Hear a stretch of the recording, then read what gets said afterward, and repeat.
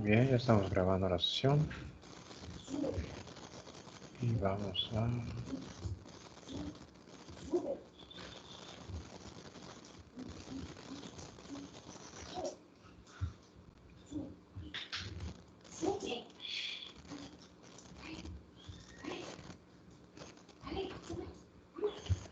¿Ya están viendo la pantalla?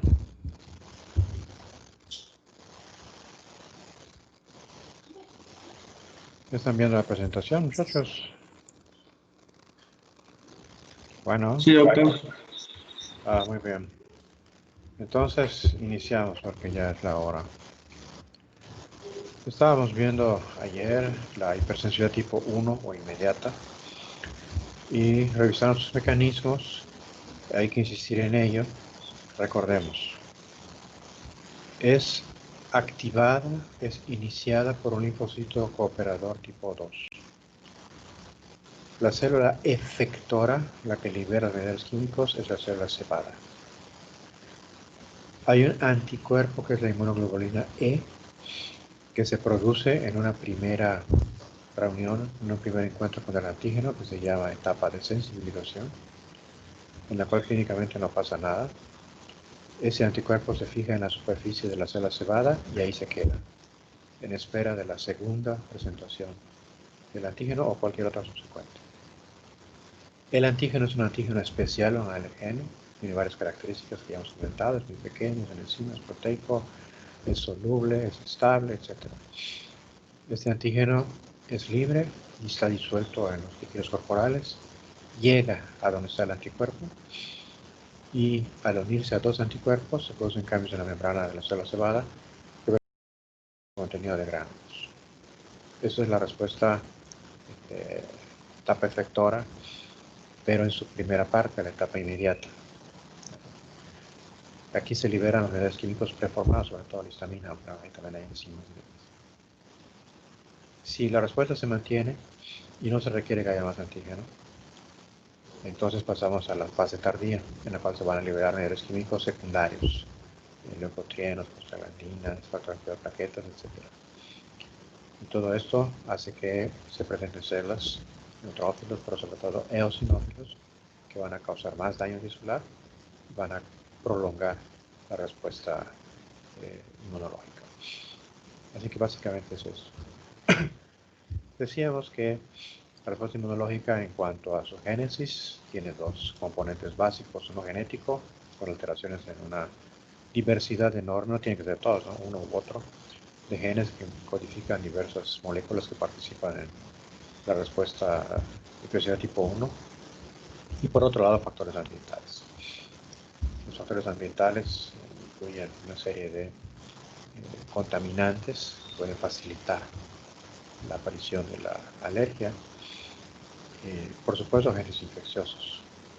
Aquí en la pantalla pueden ustedes ver que hay infecciones virales que pueden facilitar el asma, infecciones bacterianas que pueden facilitar la atopia. Bien, aquí continuamos ya. Factores de riesgo. El hecho de que haya atopia. Atopia es una predisposición a tener alergia, no es la alergia, hay que aclarar.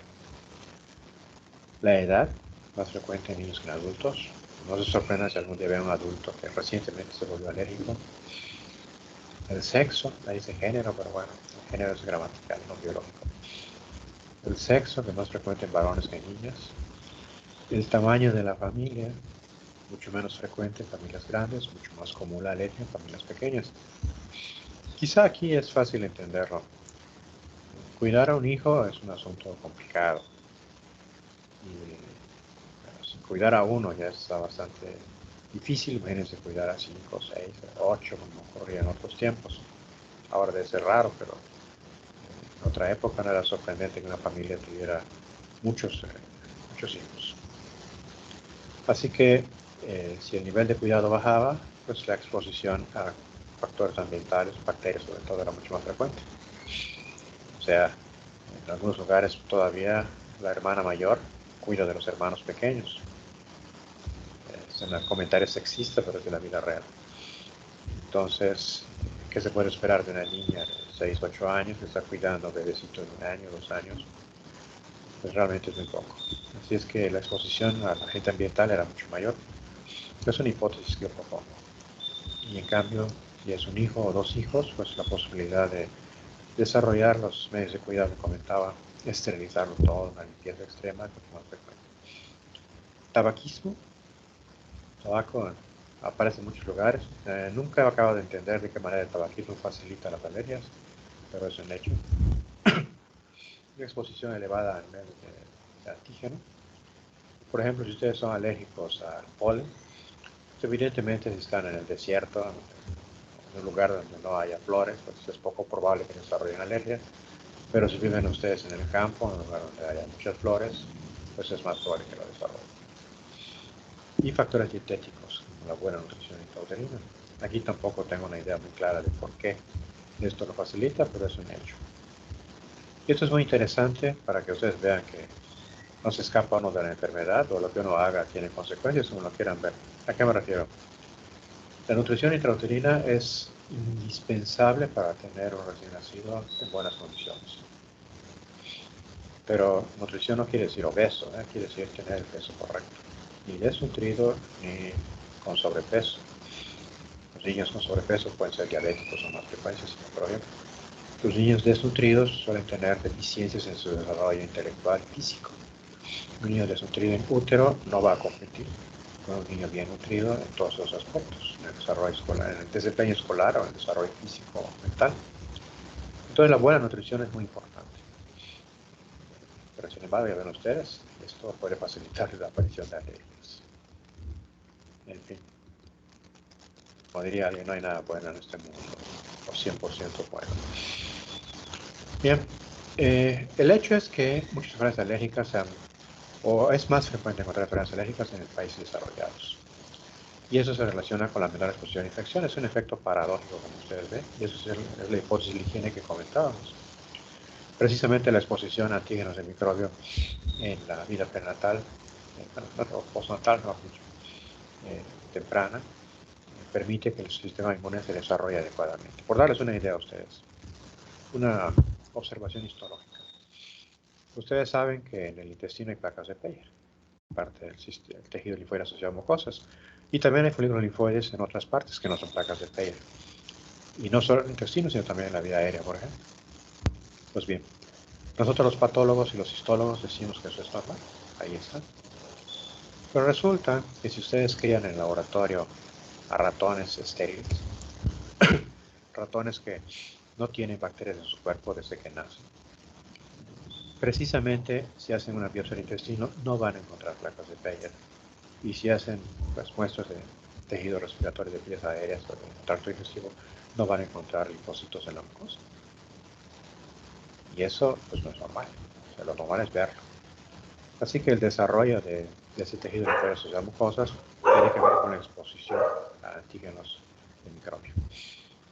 Y aunque es una observación incidental, pues da pie a suponer que esa exposición a antígenos microbianos es fundamental para un excelente desarrollo. Y en la penúltima línea ven ustedes la observación. Si demasiada higiene en la infancia incrementa el riesgo de alergia. No se conoce el mecanismo exacto, pero es una realidad. Bien, pasemos ahora un poquito de clínica. La palabra anafilaxia se puede aplicar a cualquier alergia, es otra forma de llamarle alergia. Aunque algunos autores restringen el concepto de anafilaxia a algún tipo de respuesta alérgica, a las formas más graves. Así que, dependiendo del contexto en el que se maneje, hay que tener cuidado con ello. Yo, en términos generales, prefiero restringirlo a un evento clínico más o menos grave, pero repito, no hay un acuerdo sobre esto. La anafilaxia puede ser local o puede ser generalizada.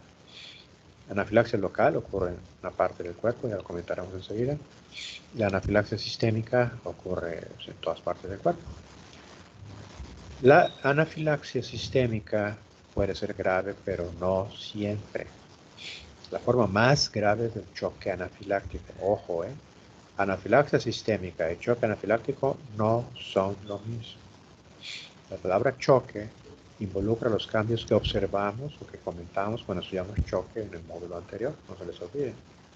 Una persona puede tener una respuesta alérgica o anafiláctica, en vía digestiva, en vía aérea, en la piel, en los 3 sitios para empezar, sin que esté en shock. Y es anafilaxis sistémica. Pero si tiene hipotensión, taquicardia,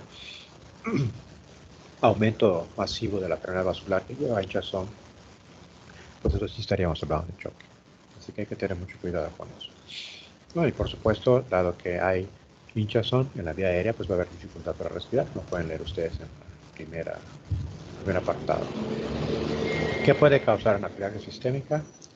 Pues si ustedes ven con cuidado, suero o antisueros. Antisuero quiere decir que es un suero rico en anticuerpos que se administra a un paciente que tiene antígenos circulantes.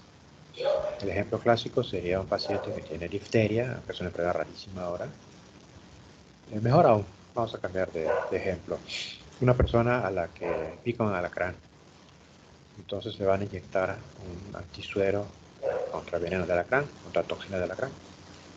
Entonces ese suero es rico en anticuerpos. El problema es que ese suero pues, hay en proteínas.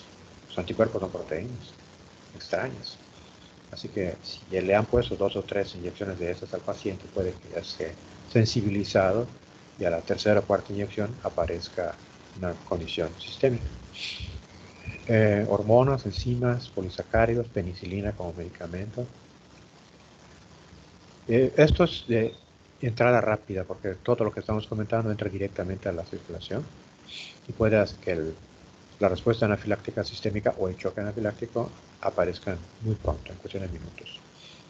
Podría ser desde la vía digestiva, alergenos alimentarios, si ponen ustedes, ¿no? Cacahuates, por ejemplo. Pero aquí tarda más tiempo. O sea, primero hay una manifestación gastrointestinal y una vez que el antígeno se absorbe en el tracto digestivo, entonces se dará la manifestación sistémica. En el caso de la abeja, pues esta directamente pasa a los líquidos corporales su veneno, así que se puede considerar equivalente de lo que se da en el párrafo anterior, como si fuera un medicamento, una droga, una hormona, etc. Recuerden que una característica de los alergenos es que pueden causar una reacción grave con dosis muy pequeñas. Y esto es lo que se repite acá. Pero no se les olvide a ustedes. Una sola abeja puede matar a una persona que sea alérgica a ella. Si no es alérgica, bueno, causará dolor, lo que ustedes quieran, pero no le va a hacer nada. ¿En cuánto tiempo aparece la anafilaxia? Dado que la condición suele ser que el antígeno ya esté presente en los líquidos corporales, pues eso será minutos. Recuerden que la sangre da más o menos 5 vueltas en todo el cuerpo en un minuto. Así que si pasa directamente a la sangre, en tiempo muy corto, el antígeno alcanza el sitio donde estén los inmunoglobulinas S que sensibilizan a las células cebadas. ¿Qué va a presentar el paciente? Pues las manifestaciones clínicas habituales de los sitios de entrada. En el caso de la piel, ampollas, vesículas, exantema, prurito. En el caso de la vía respiratoria, es broncoespasmo y aumento de la secreción. Entonces van ustedes a escuchar sibilantes, ruidos respiratorios, crepitación, en fin. Por supuesto, dificultad respiratoria. Y en el caso del tracto digestivo, puede haber diarrea, dolor, vómito, etc. La laringe es muy importante tener en cuenta porque el paso a través de la glotis es muy corto, muy estrecho. Y si hay un edema marcado de la banda ventricular de la cuerda vocal, pues podemos tener obstrucción de la vía aérea y el paciente puede morir por este problema, un edema laríngeo grave. Y como ustedes pueden ver en la última línea, si en el choque anafiláctico el paciente puede morir en un tiempo muy corto, en una hora, poco más, poco menos. Así que es una urgencia declarada. Ahora bien, regresémonos a la segunda línea, segundo párrafo, en la cual ustedes ven medicamentos, antisueros, hormonas, etc. ¿Qué significa esto? Que nosotros deberíamos tener un carro rojo de atención de urgencia en el sitio donde se pongan inyecciones de cualquier tipo. Puede ser en rayos X cuando le ponen medios de contraste al paciente, en anestesia por supuesto, cuando se están dando medicamentos al paciente previos a una cirugía, en urgencias cuando se atienden a los pacientes, porque el tiempo para localizar un laringoscopio para poder intubar al paciente o la adrenalina necesaria para bloquear la respuesta, pues empieza uno por buscar la jeringa, que la ampolla de esto, que el laringoscopio, que la cánula endotraqueal. Cuando lo encuentre a uno y lo reúne y vaya con el paciente, ya se murió. Así que hay que tener mucho cuidado con eso. Y aunque la respuesta a medicamentos como la penicilina es muy rara, pues recuerden ustedes que con una sola vez es suficiente para estropearles la vida. Por eso, aunque no tiene nada que ver con la clase, les recomiendo nunca caigan en la tentación de ponerle medicinas a alguien, de inyectar a alguien, que lo haga a otra persona. Y si es en una clínica, mejor. Así que si algún día los van a ver a su casa por un vecino o por un pariente que quiero que me inyectes y no sé qué, díganle, no, te vas a la clínica y que te piquen allá. O pagan una clínica privada, ya no sé cuánto, y ya que te inyecten. La bronca sea de otro. Estoy muy feo lo que estoy diciendo, pero si ustedes están en la clínica, pues ni modo tienen que hacerlo, ¿no? Pero no en su casa. Por eso que estoy comentando. Porque si llega a pasar algo, deben tener, es su obligación tener algo para atender al paciente. Eso es algo importante. Insisto, es muy raro, muy raro. Pero una sola vez es suficiente para que todo el mundo se les venga abajo. Tengan cuidado con eso. Bien, decíamos entonces que hay reacciones locales. ¿Locales dónde? Recuerden que estamos hablando de antígenos extraños que vienen de afuera del cuerpo. Entonces, las superficies corporales que miran al exterior son obviamente la vía de entrada de los antígenos. ¿Y cuáles son? La piel, en primer lugar, obvio, la conjuntiva y, por supuesto, la vía aérea y el interior del tubo digestivo, que también da hacia afuera del cuerpo. No se les olvide que somos médicos. Entonces, afuera del cuerpo es también eso que estamos comentando. Aunque la vía genitourinaria también es afuera del cuerpo, ahí realmente no penetran antígenos. O al menos sería rarísimo que se diera la situación. Pero en términos generales, lo más frecuente, bueno, el 99.99% son esos sitios. Repito, piel, conjuntiva, vía aérea y tracto digestivo. ¿Y qué lo puede causar? Pues depende del antígeno, es la vía de entrada. Por ejemplo, el polvo casero, el polen, se da por la vía aérea. Líquidos, desinfectantes y detergentes y demás. Caspa puede ser por contacto con la piel. Alimentos, eso puede ser por el tracto digestivo. Y el polvo también puede ser para la conjuntiva, eso no es tanto problema. Bien, vamos a preguntarnos, bueno, ¿y qué representa la alergia en esto? Vamos a revisar un poquito la idea. La célula cebada se activa y libera gránulos. Entonces, las vías de entrada, repetimos una vez más, serían piel, conjuntiva, tracto digestivo y vía aérea.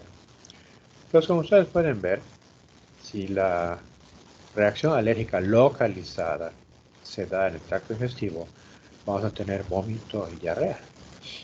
El vómito y la diarrea pues van a servir para expulsar cosas.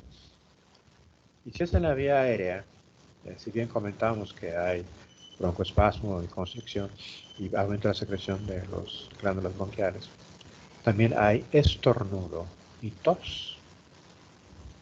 Y en la vía sanguínea, pues esto es diferente. Aquí sí lo que les comentaba a ustedes, ¿no? El aumento de presión vascular, sobre todo reclutamiento de células en el sitio de ingreso del antígeno, etc. Pero en los dos primeros, vean la llave que está aquí abajo, por favor, tracto digestivo y vía aérea, pues podría relacionarse con infestaciones por gusanos. Actualmente es raro, todavía en lugares donde no hay un buen servicio de agua potable, donde no hay un servicio de eliminación de excretas, desechos humanos, pues vaya drenaje. Pues. Las personas pueden tener oxuros, ascaris, tricocéfalos y cualquier otro gusano allá que podría, tenias, afectar el tracto digestivo. Y en las épocas en las que nada de eso se sabía, cuando la gente vivía consumiendo el agua que podía sin tener conciencia de que tenía que hervirla, filtrarla, etc., o cuando se defecaba en el patio de la casa o en algún lugar y todo el polvo del excremento se regaba ahí sobre la comida y demás, qué horrible. O la gente no se lavaba las manos después de ir al baño. Pues las personas realmente podían tener un montón de gusanos en la panza. Así que, supuestamente, la forma de eliminar los gusanos era esta. Sería el vestigio, digamos, de una función de hombre cavernícola que todavía nos queda a nosotros. Solo que ahora que vivimos en una sociedad en la cual se privilegia la higiene, en la cual contamos con agua potable, con servicios sanitarios, con recoja de basura, en la cual se nos enseña desde pequeños la enorme importancia de lavarse las manos después de ir al baño, etc., pues ya la prevalencia de estas condiciones, de estas infestaciones por gusanos es baja. Sí se da todavía, por supuesto, pero en lugares en los cuales no existe lo que he comentado. Pero en una ciudad como Mérida, o ciudades de otros lugares del estado, ¿no? Valladolid, Izamal, Progreso, Tizimín, etc., pues son lugares en los cuales la gente vive igual que nosotros en Mérida. O sea, no son ciudades más pequeñas, pero no, eso no significa que la gente esté menos educada. La educación es igual para todos. Pero en lugares donde no se cuenta con esto, en rancherías y pueblitos, ahí la educación es una cosa y tener el agua potable o el drenaje es otra, pues ahí todavía podemos encontrar a gente que puedan tener estos gusanos en el cuerpo. Pero en fin, decía, ya que nosotros contamos con facilidades técnicas que nos permiten una higiene adecuada, pues resulta que esta función ya no es necesaria. Y aunque no debiera causarnos problemas, para algunas personas que tienen las características que hemos comentado genéticas, se convierte en un problema, que es la respuesta alérgica. Esa sería una forma de verlo. Vaya, lo que quiero decir es que el hecho de que haya un anticuerpo que sea una célula cebada y que responda a un antígeno tenía una función muy útil, o la tiene todavía si ustedes quieren. Pero lamentablemente esa función es ahora más importante cuando se altera y nos causa enfermedad. Bueno, aquí tienen ustedes otra percepción de lo que estamos comentando. Vean la vía de entrada del alergeno. Tenemos acá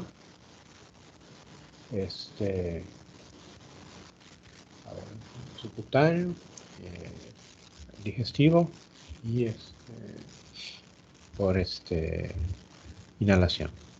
Y parenteral directamente a la sangre. Es evidente que cuando pasa directamente a la sangre la reacción va a ser inmediata, como les comentaba a ustedes. Puede ser, en algunos casos puede ser choque anafiláctico.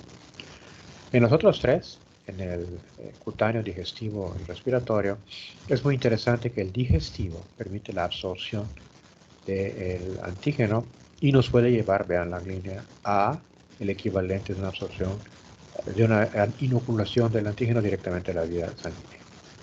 Así que si una persona consume alimentos a los cuales es alérgico, podría desarrollar más adelante un choque anafiláctico. No va a ser inmediato. Todo depende del tiempo que tarde el antígeno en procesarse, en absorberse y en pasar a la circulación. En cambio, es mucho menos probable o no se da en la vía cutánea o en la vía aérea, como ustedes pueden apreciar. Así que las alergias de vía respiratoria, de vía cutáneas o de tracto digestivo pueden ser graves. La vía respiratoria puede ser mortal si se ocluye, pero bueno, son graves.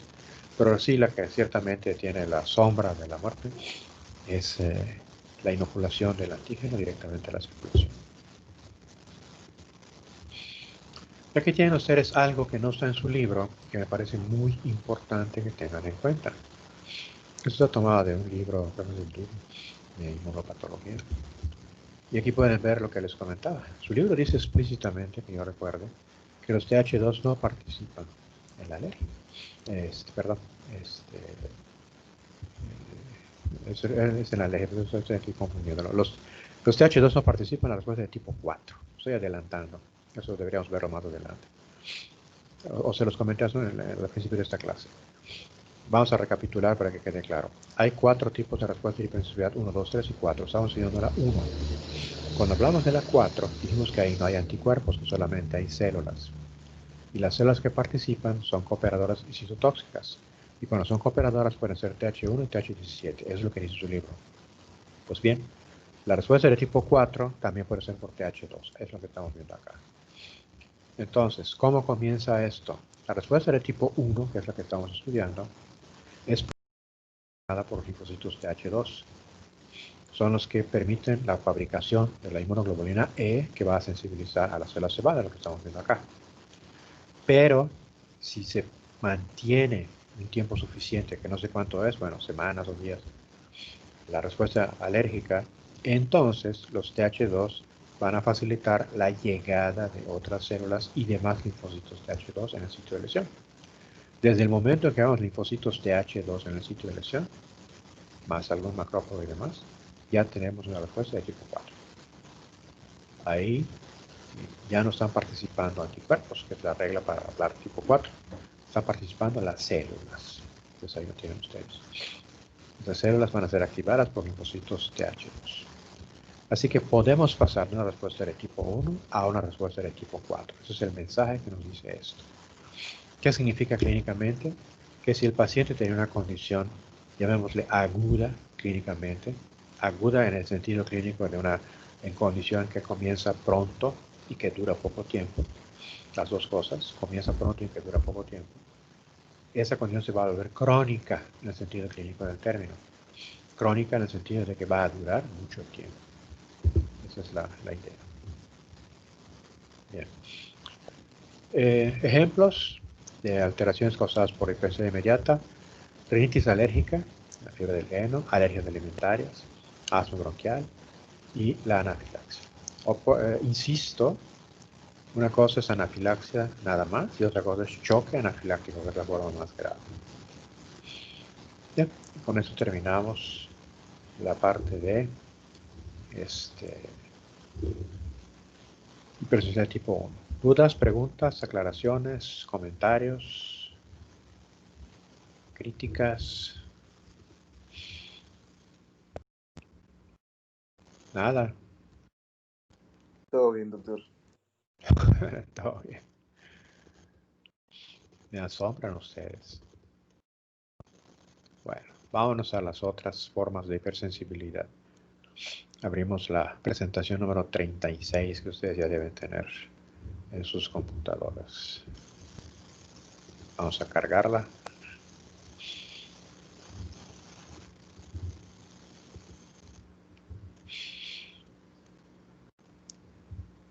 ¿Ya la están viendo?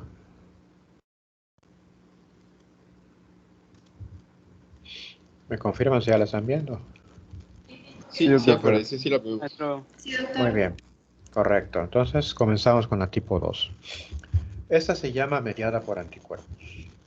Y nuevamente tienen que saberse los dos nombres, ¿no? PCA tipo 2 o mediada por anticuerpos. Y volvemos a presentar la misma tabla con dibujitos que mostramos al principio de la tipo 1. Así que repetimos. En esta tabla hay una serie de filas. La primera fila tiene los nombres de cada tipo. La segunda fila nos habla del anticuerpo que participa. La tercera fila nos habla de los antígenos. La cuarta fila del mecanismo efector, etc. Ya vimos la tipo 1. Voy a repetirlo porque es muy importante. La célula reguladora es TH2, aquí no está. La célula efectora es la célula cebada, aquí está nuestro cursor. El anticuerpo o inmunoglobulina es la E. Y el mecanismo consiste en que la inmunoglobulina E se pega a la célula cebada. El anticuerpo está fijo en la superficie de la célula cebada.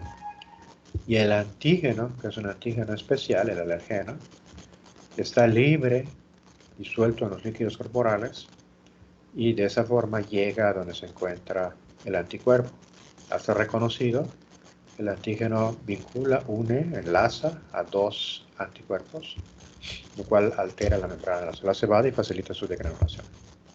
Esa es la tipo 1. Vamos a la tipo 2. ¿Cuál es la inmunoglobulina que participa? La G. Básicamente es esa, la G. ¿Qué antígeno es? El antígeno común y corriente que ya habíamos hablado, el que les comenté en la primera clase. El antígeno de gran peso molecular, complejo, extraño al cuerpo. Ese es básicamente el importante. ¿Dónde está el antígeno? Aquí viene lo importante. El antígeno está en una superficie corporal. Superficie celular, perdón. O en la matriz extracelular. Esto es, dicho de otra manera, el antígeno está fijo. Repito una vez más, el antígeno está fijo. Y el anticuerpo, ese es el que está libre. Ya vean ustedes la primera diferencia con el mecanismo de la hipertensión tipo 1. Es al revés de como estaba allá. En la 1, el anticuerpo está fijo y el antígeno libre. En la 2, el antígeno está fijo y el anticuerpo está libre. Ahí lo tienen ustedes. Bueno, ¿qué va a ocurrir? Que al encontrarse el anticuerpo con el antígeno, una vez más el anticuerpo está libre y el antígeno está fijo, entonces esto va a provocar una serie de reacciones. Esta es la idea fundamental. Bueno, entonces vamos a ir revisando este concepto. Bien, aquí está lo que dice su libro. Anticuerpos que reaccionan con antígenos, y aquí está la clave, presentes en la superficie de la célula o de la matriz. ¿Qué puede causar esto? Destrucción de células. Esto puede evocar una respuesta inflamatoria o interferir con funciones normales. Son las consecuencias de esta condición. Los anticuerpos pueden ser contra antígenos propios o contra antígenos ajenos, extraños.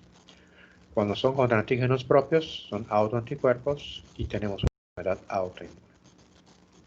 Aquí es donde empiezan las confusiones que les comentaba a ustedes, porque resulta que muchos de los ejemplos de hipersensibilidad en realidad son ejemplos de autoinmunidad.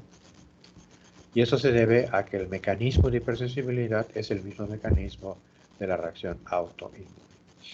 Eso no significa que no haya condiciones donde haya antígenos extraños o exógenos.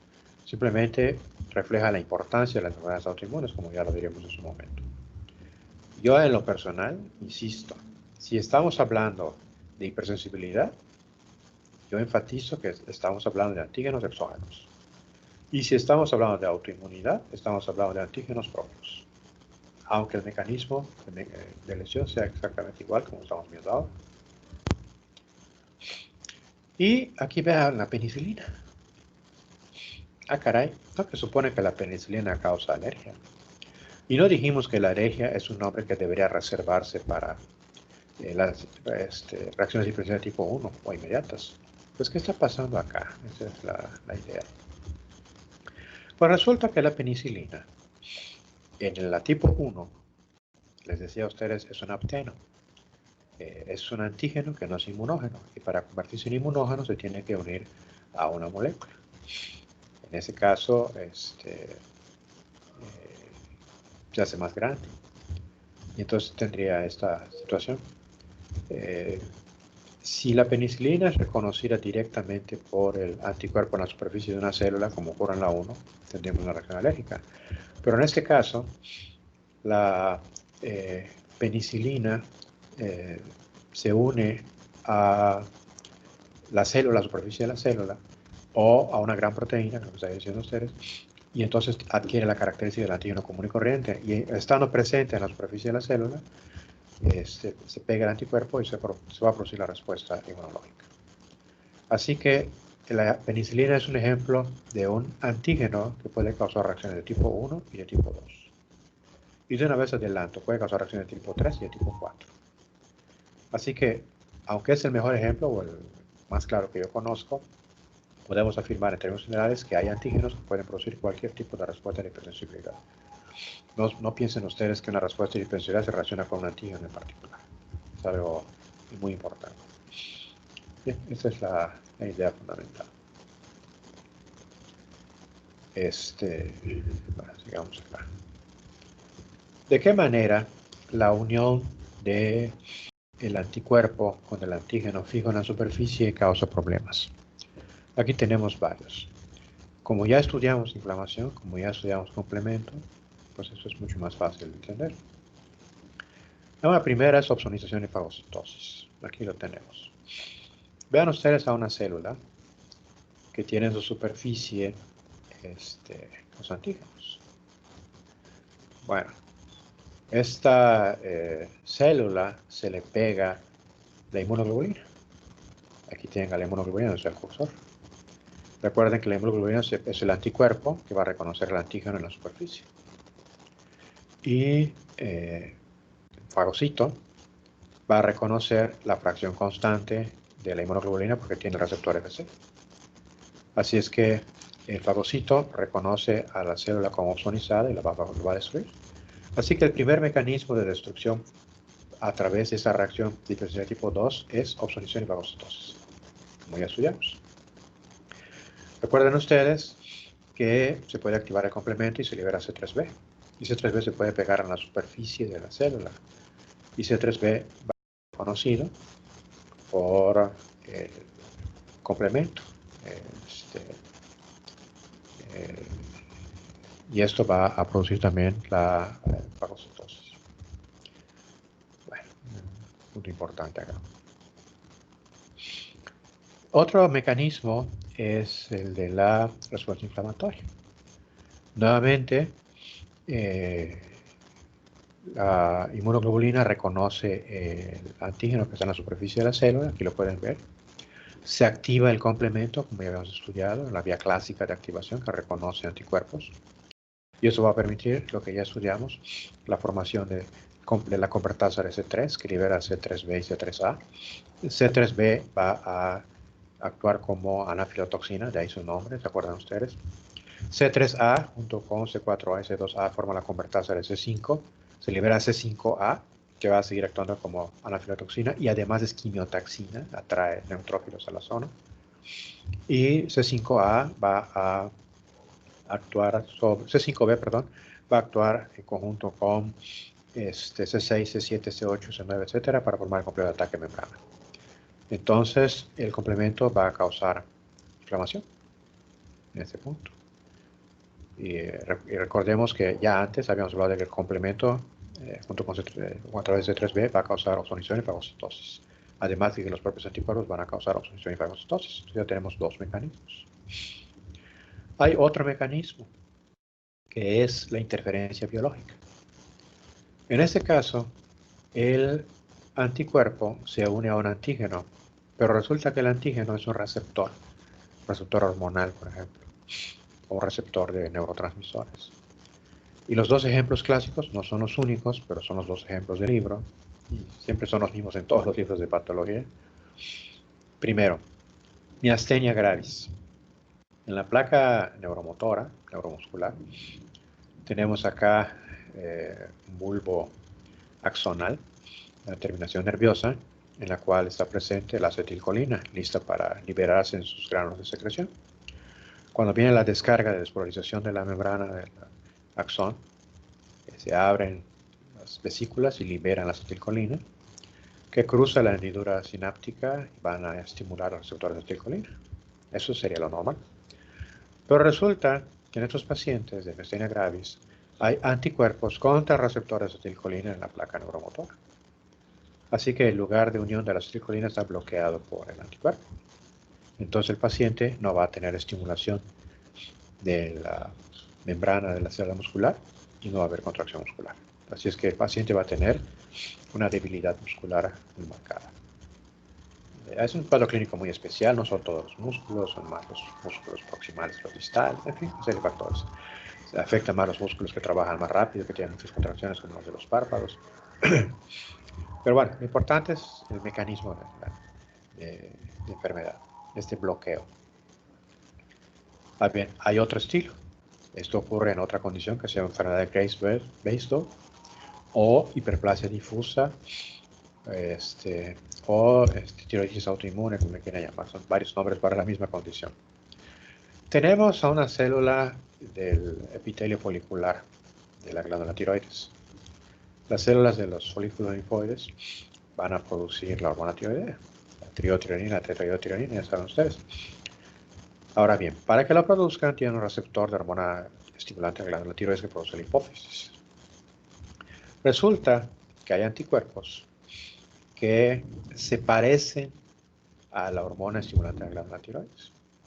Así que son capaces de unirse al receptor. Tienen una configuración molecular semejante.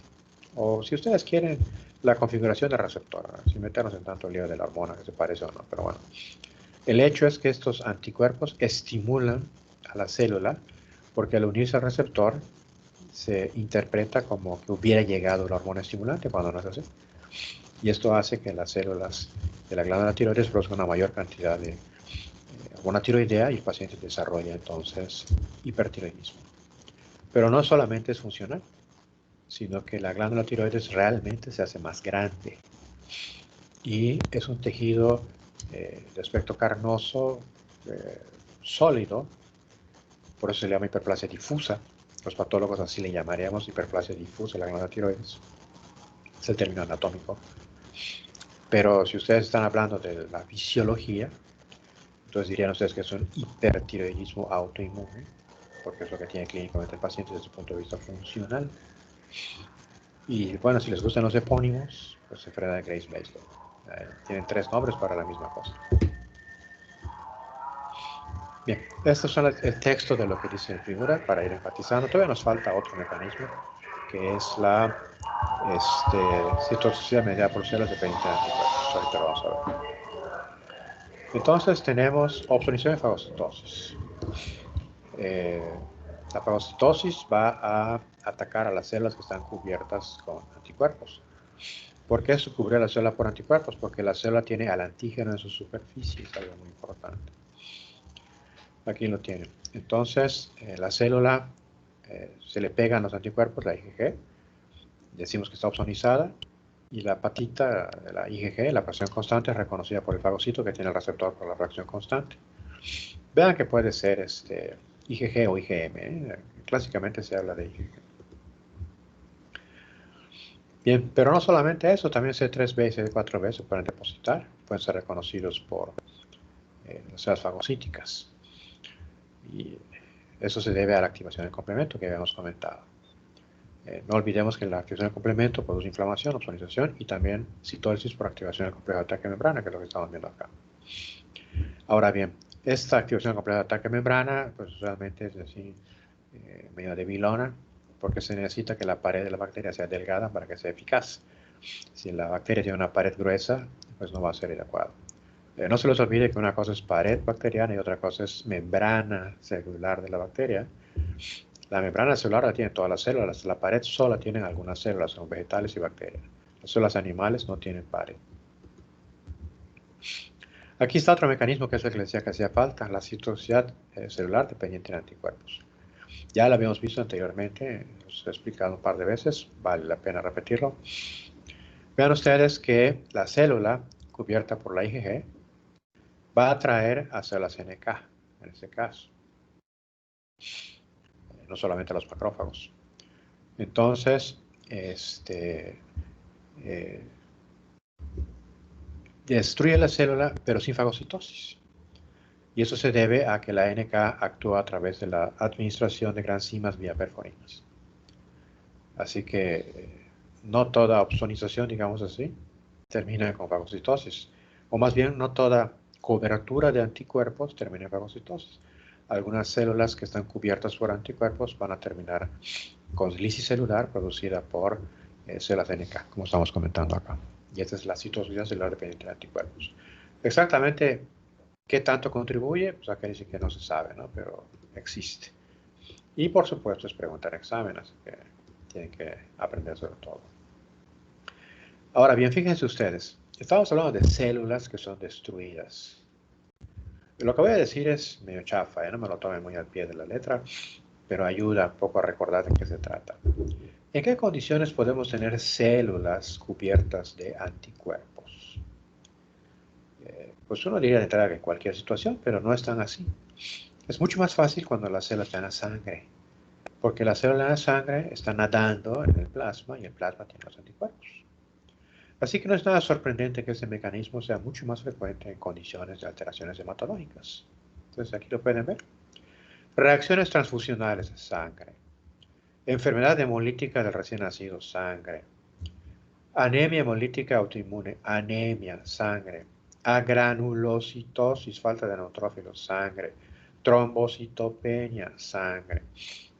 O sea, muchas de las anomalías en la hipersensibilidad de tipo 2, mediada por anticuerpos, en las cuales el mecanismo es obstrucción y fagocitosis, ocurren en la sangre, por lo que estamos comentando acá. Porque en ese lugar las células es mucho más fácil que estén cubiertas por anticuerpos. Y no hay que olvidar que los llamados aptenos pueden facilitar esa situación. Si la penicilina, por ejemplo, le pega a una célula, a un eritrocito, va a causar destrucción del eritrocito que le está sirviendo de cuerpezote para que produzca la reacción inmunológica. Bueno, eso es lo mismo que estábamos comentando. Obstrucción y fagocitosis a través de la presencia de C3b o el anticuerpo. Vean que la célula fagocítica tiene receptor para la fracción constante del anticuerpo o receptor para C3b. Y en cualquiera de esos casos, pues la célula termina destruyendo a la otra. Bien, segundo mecanismo, el que veíamos en el dibujo anterior con 3 filas de dibujos. Inflamación. El anticuerpo que está fijo en la matriz extracelular o en la membrana, o sea, membrana basal, podría causar entonces que se active el complemento, como ya vimos. Y esto va a permitir que se libere C3A al activarse C3, que se libere C5A. Ya saben que son anafilotoxinas las dos, pero la C5A, además de anafilotoxina, también es quimiotaxina. Y mientras la acción de anafilotoxina produce aumento de la permeabilidad vascular sobre todo, liberación de histamina, etc., la actividad quimiotáctica de C5 atrae a leucocitos y macrófagos. Dice monocitos acá, pero debe ser macrófagos porque ya salieron de la sangre, de las vasos sanguíneos. Bien, entonces los leucocitos se van activando y van a hacer su trabajo. Destruir, liberar sus enzimas, fagocitar, etc. Entonces se liberan enzimas, proteasas que digieren colágeno, elastina, cartílago en general, etc. Y después reactiva el oxígeno. Va a producir mucho más daño. Y aquí tienen otro dibujo que ilustra la situación que estamos comentando. Aquí tienen ustedes el complemento que se va activando y esto va produciendo factores que atraen a las células, que facilitan la liberación de materiales químicos y por lo tanto vamos a tener inflamación y lesión tisular. La disfunción celular que les comentaba a ustedes, alguna época alguna gente propuso que era el quinto tipo de hipersensibilidad, pero a nadie le gustó la idea y se quedaron acá como si fuera una variante más de la de tipo 2. Yo creo que es correcto porque al fin y al cabo lo que tenemos es la característica básica de antígeno fijo y anticuerpo libre. Esa es la característica básica. Entonces, una condición importante que enfatiza su libro es que no hay inflamación o lesión celular. Eso es falso. En realidad, yo he visto hiperplasia difusa con inflamación, con células allá presentes. Pero bueno, por eso lo puse en rojo acá. Y los dos ejemplos que ya he dicho ustedes, la miastenia gravis, en la cual hay anticuerpos contra el receptor de acetilcolina, que bloquea la unión de la acetilcolina con su receptor y por lo tanto no hay activación de la célula muscular. O el hipertiroidismo autoinmune, la enfermedad de Graves, en la cual hay anticuerpos que estimulan el receptor de la célula, receptor que debería recibir el hormona estimulante de la glándula tiroides, y esto va a producir pues, una sobreestimulación. Y aquí tienen los dos dibujos que ilustran lo que estamos comentando. El primero, parecido al que tiene su libro, donde se ve a los anticuerpos estimulando al receptor, y el segundo en el que vemos anticuerpos bloqueando al receptor de acetilcolina.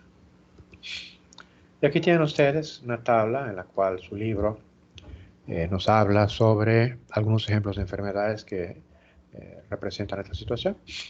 Y vean ustedes, anemia hemolítica, sangre, trombocitopenia, sangre. A ver qué más tenemos por acá. Básicamente ellos. Pero no todo es sangre. Vean ustedes que el anticuerpo puede estar fijo en la membrana basal, en el tejido conectivo. Pues podemos tener pénfigo, que es de piel, vasculitis, que es de epitelio, es la pared del vaso, no es de la sangre, no se vayan a confundir. Good pasture, que es contra membrana basal de dos órganos, riñón y pulmón, muy característico.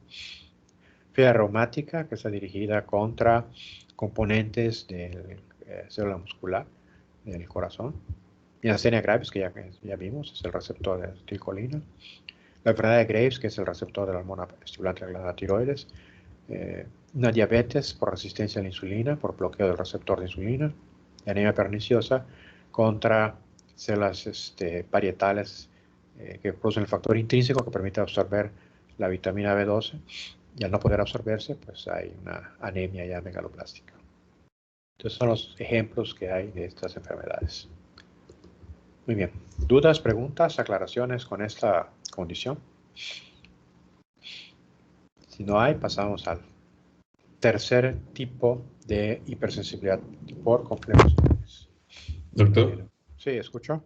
la diferencia, o sea, básicamente entonces de una respuesta, por ejemplo, a la penicilina, para clasificarla entre tipo 1 y tipo 2 sería si está fijado a una superficie, ¿no? Así es. Ok, gracias. También es una diferencia clínica. Por ejemplo, si está actuando como tipo 1, va a ser una reacción alérgica clásica. Lamentablemente, como se administra de forma intramuscular, lo más común, vas a tener un choque anafiláctico prácticamente. En cambio, si es de tipo 2, vas a tener una hemolítica. Entonces, el cuadro clínico te puede orientar sobre el mecanismo de ese trate. Al final no importa tanto el antígeno, sino tratar al paciente, sobre todo cuando es un choque anafiláctico. Bueno, entonces pasamos. ¿Sí escucho? ¿Hay otra pregunta? En la clínica también se puede utilizar los niveles de hemoglobina séricos para determinar qué tipo de reacción de tipo 1. Bueno, no sé qué tan seguro sea. Si tienes un incremento notable de IgE, podría suponer que el paciente sí tiene una alergia o es atópico. Es una de las características.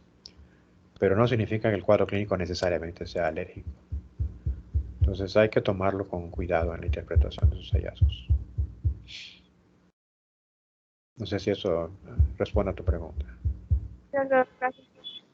Bueno, volvemos a ver el cuadro clínico, la tabla que estaba mostrando de mecanismos de alteración, de mecanismos de enfermedad y hipersensibilidad. Y ahora vamos con la tercera columna, que nos habla del tipo 3. ¿Qué anticuerpo es el importante? IgG. El antígeno ahora está libre. Vamos a repetir porque esto es muy importante. En la tipo 1, el anticuerpo está fijo y el antígeno está libre. En la tipo 2, el anticuerpo está libre y el antígeno está fijo. En la tipo 3, el antígeno está libre y el anticuerpo está libre. Los dos están libres. Ahí tienen una diferencia importante. Y entonces, es la unión del antígeno con el anticuerpo bajo ciertas circunstancias que vamos a ver, lo que determina que pueda o no aparecer una reacción de hipersensibilidad. Y esto va a causar una serie de alteraciones, que básicamente sería inflamación y activación de complemento. Ahora bien, ¿dónde ocurre esto? Me adelanto un poco, las reacciones de tipo 3 pueden ocurrir en la sangre o fuera de la sangre. Si ocurren en la sangre, van a afectar la pared de los vasos sanguíneos. Y si ocurren fuera de la sangre, van a causar necrosis o destrucción de la zona donde está. Entonces, si ocurren en la sangre, teóricamente podrían ocurrir en cualquier parte, son manifestaciones sistémicas. Y si ocurren fuera de la sangre, son condiciones locales. Entonces, hay reacciones por complejos inmunes, sistémicas y locales. Ya me adelanté un poco, pero bueno, para ir adelantando la situación. Bueno, comencemos acá. Estos dibujos están en su libro, es muy fácil. Formación de complejos inmunes. ¿Qué necesitamos? Que en el mismo líquido, puede ser la sangre o líquido intersticial, ojo, no siempre es la sangre, puede ser en el líquido intersticial, en el mismo líquido estén presentes antígenos y anticuerpos. ¿Qué anticuerpos? Pues IgG generalmente, puede ser IgM también, ¿no? Y al unirse van a formar complejos inmunes. Esta es la idea.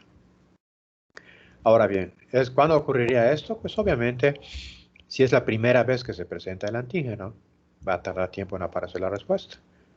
Es más, lo más probable es que estas reacciones de tipo 3 aparezcan después de la administración en varias ocasiones del antígeno.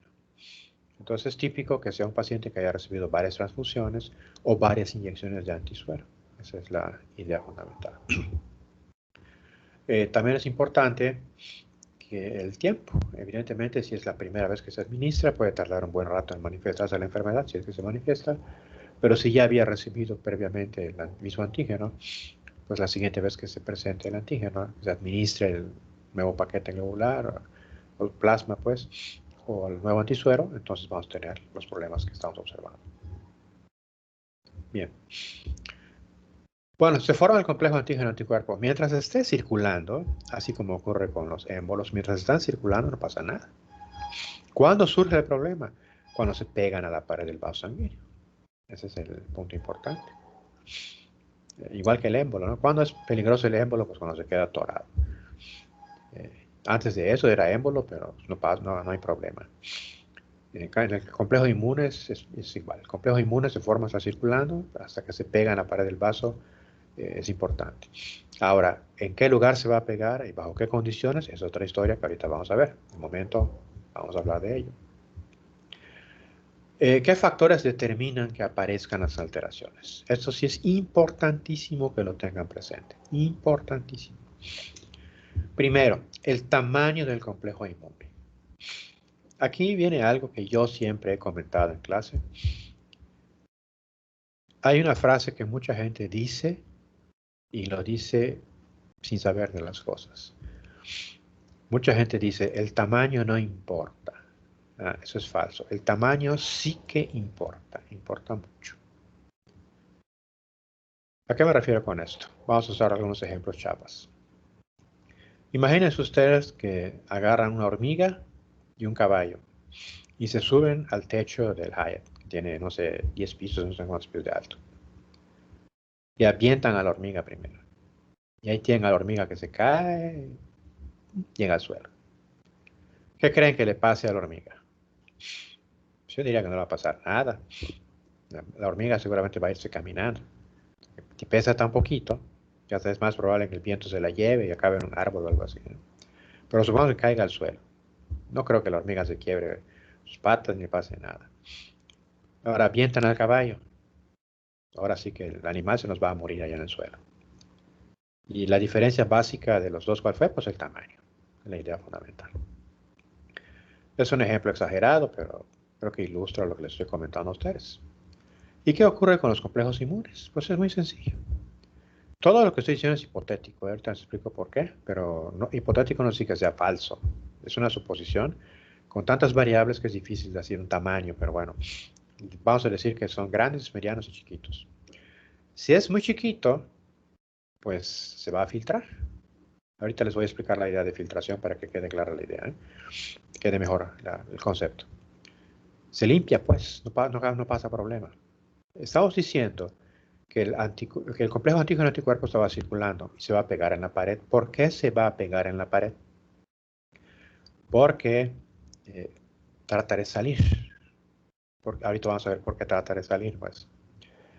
Ahora bien, las paredes de los vasos sanguíneos equivalen a coladores y tienen agujeros de varios tamaños. Ustedes habrán visto coladores con agujeros cuadrados o con agujeros redondos, con agujeros chiquititos y con agujeros grandotes.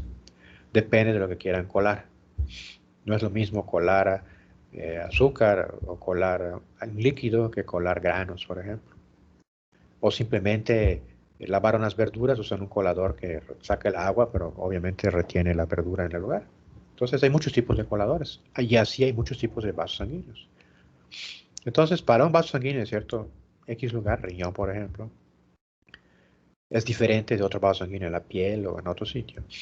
Digamos, para riñón, por ejemplo, habrá anticuerpos, complejos inmunes, grandes, medianos, chiquitos. Entonces, los chiquitos se salen. No pasa nada. Los grandotes se fagocitan. Entonces, ¿cuáles son los problemas? Pues los que no se escapan, los que no salen, quedan atorados en la pared del vaso sanguíneo, pero tampoco se fagocitan. Así es que La primera característica es que sean de tamaño mediano, cualquier cosa que lo signifique, de tamaño mediano. Segunda característica, no se trata de que haya antígeno y anticuerpo en cualquier cantidad, no. La proporción entre antígeno y anticuerpo es importante y se sabe que con un ligero exceso de antígeno se forma una mayor cantidad de complejos antígeno-anticuerpo. Dicho de otra manera, si hay muchísimo anticuerpo y poco antígeno, no es tanto problema. Si hay muchísimo antígeno y poco anticuerpo, tampoco. La idea es que haya más o menos la misma cantidad de antígeno y de anticuerpo. De hecho, lo mejor es que haya poquito más de antígeno que de anticuerpo y entonces vamos a tener muchos complejos antígeno-anticuerpo. Y de esos muchos, los de tamaño mediano son los problemáticos. Bien. Otra cosa que quiero que nos dice acá su libro, ¿qué más puede causar problemas? El tamaño del complejo antígeno-anticuerpo, pero no solo eso, su forma. Eso también es hipotético, pero traten de entender que no se trata solo de que sea de tamaño mediano. Imagínense ustedes, es también fantasioso, ¿no? Pero bueno, un complejo antígeno-anticuerpo perfectamente esférico y otro cúbico. Y resulta que el colador, bueno, la pared del vaso sanguíneo por el que van a salir, lo que tiene son agujeros circulares. ¿Cuál de los dos va a salir y cuál no? Pues seguramente el esférico, cuyo contorno es circular, si es más pequeño que el agujero, se zapa. Si es más grande, pues se queda atorado, obviamente. Y el cúbico, pues eso no va a salir, porque no se adapta a la forma. Aunque este ejemplo es fantasioso, repito, porque no hay nada perfectamente cúbico ni esférico, ayuda a entender la idea que les estoy diciendo. O si ustedes quieren, imagínense ustedes un complejo antígeno-anticuerpo más o menos cilíndrico y otro que parece un puercoespín. Entonces, obviamente, el que tenga muchas prolongaciones va a tener más dificultades para pasar el filtro. Esa es una segunda cosa, la forma del complejo antígeno-anticuerpo. Otra más, las cargas eléctricas. Recuerden que son proteínas. Generalmente, generalmente el anticuerpo es proteína y reconocen proteínas.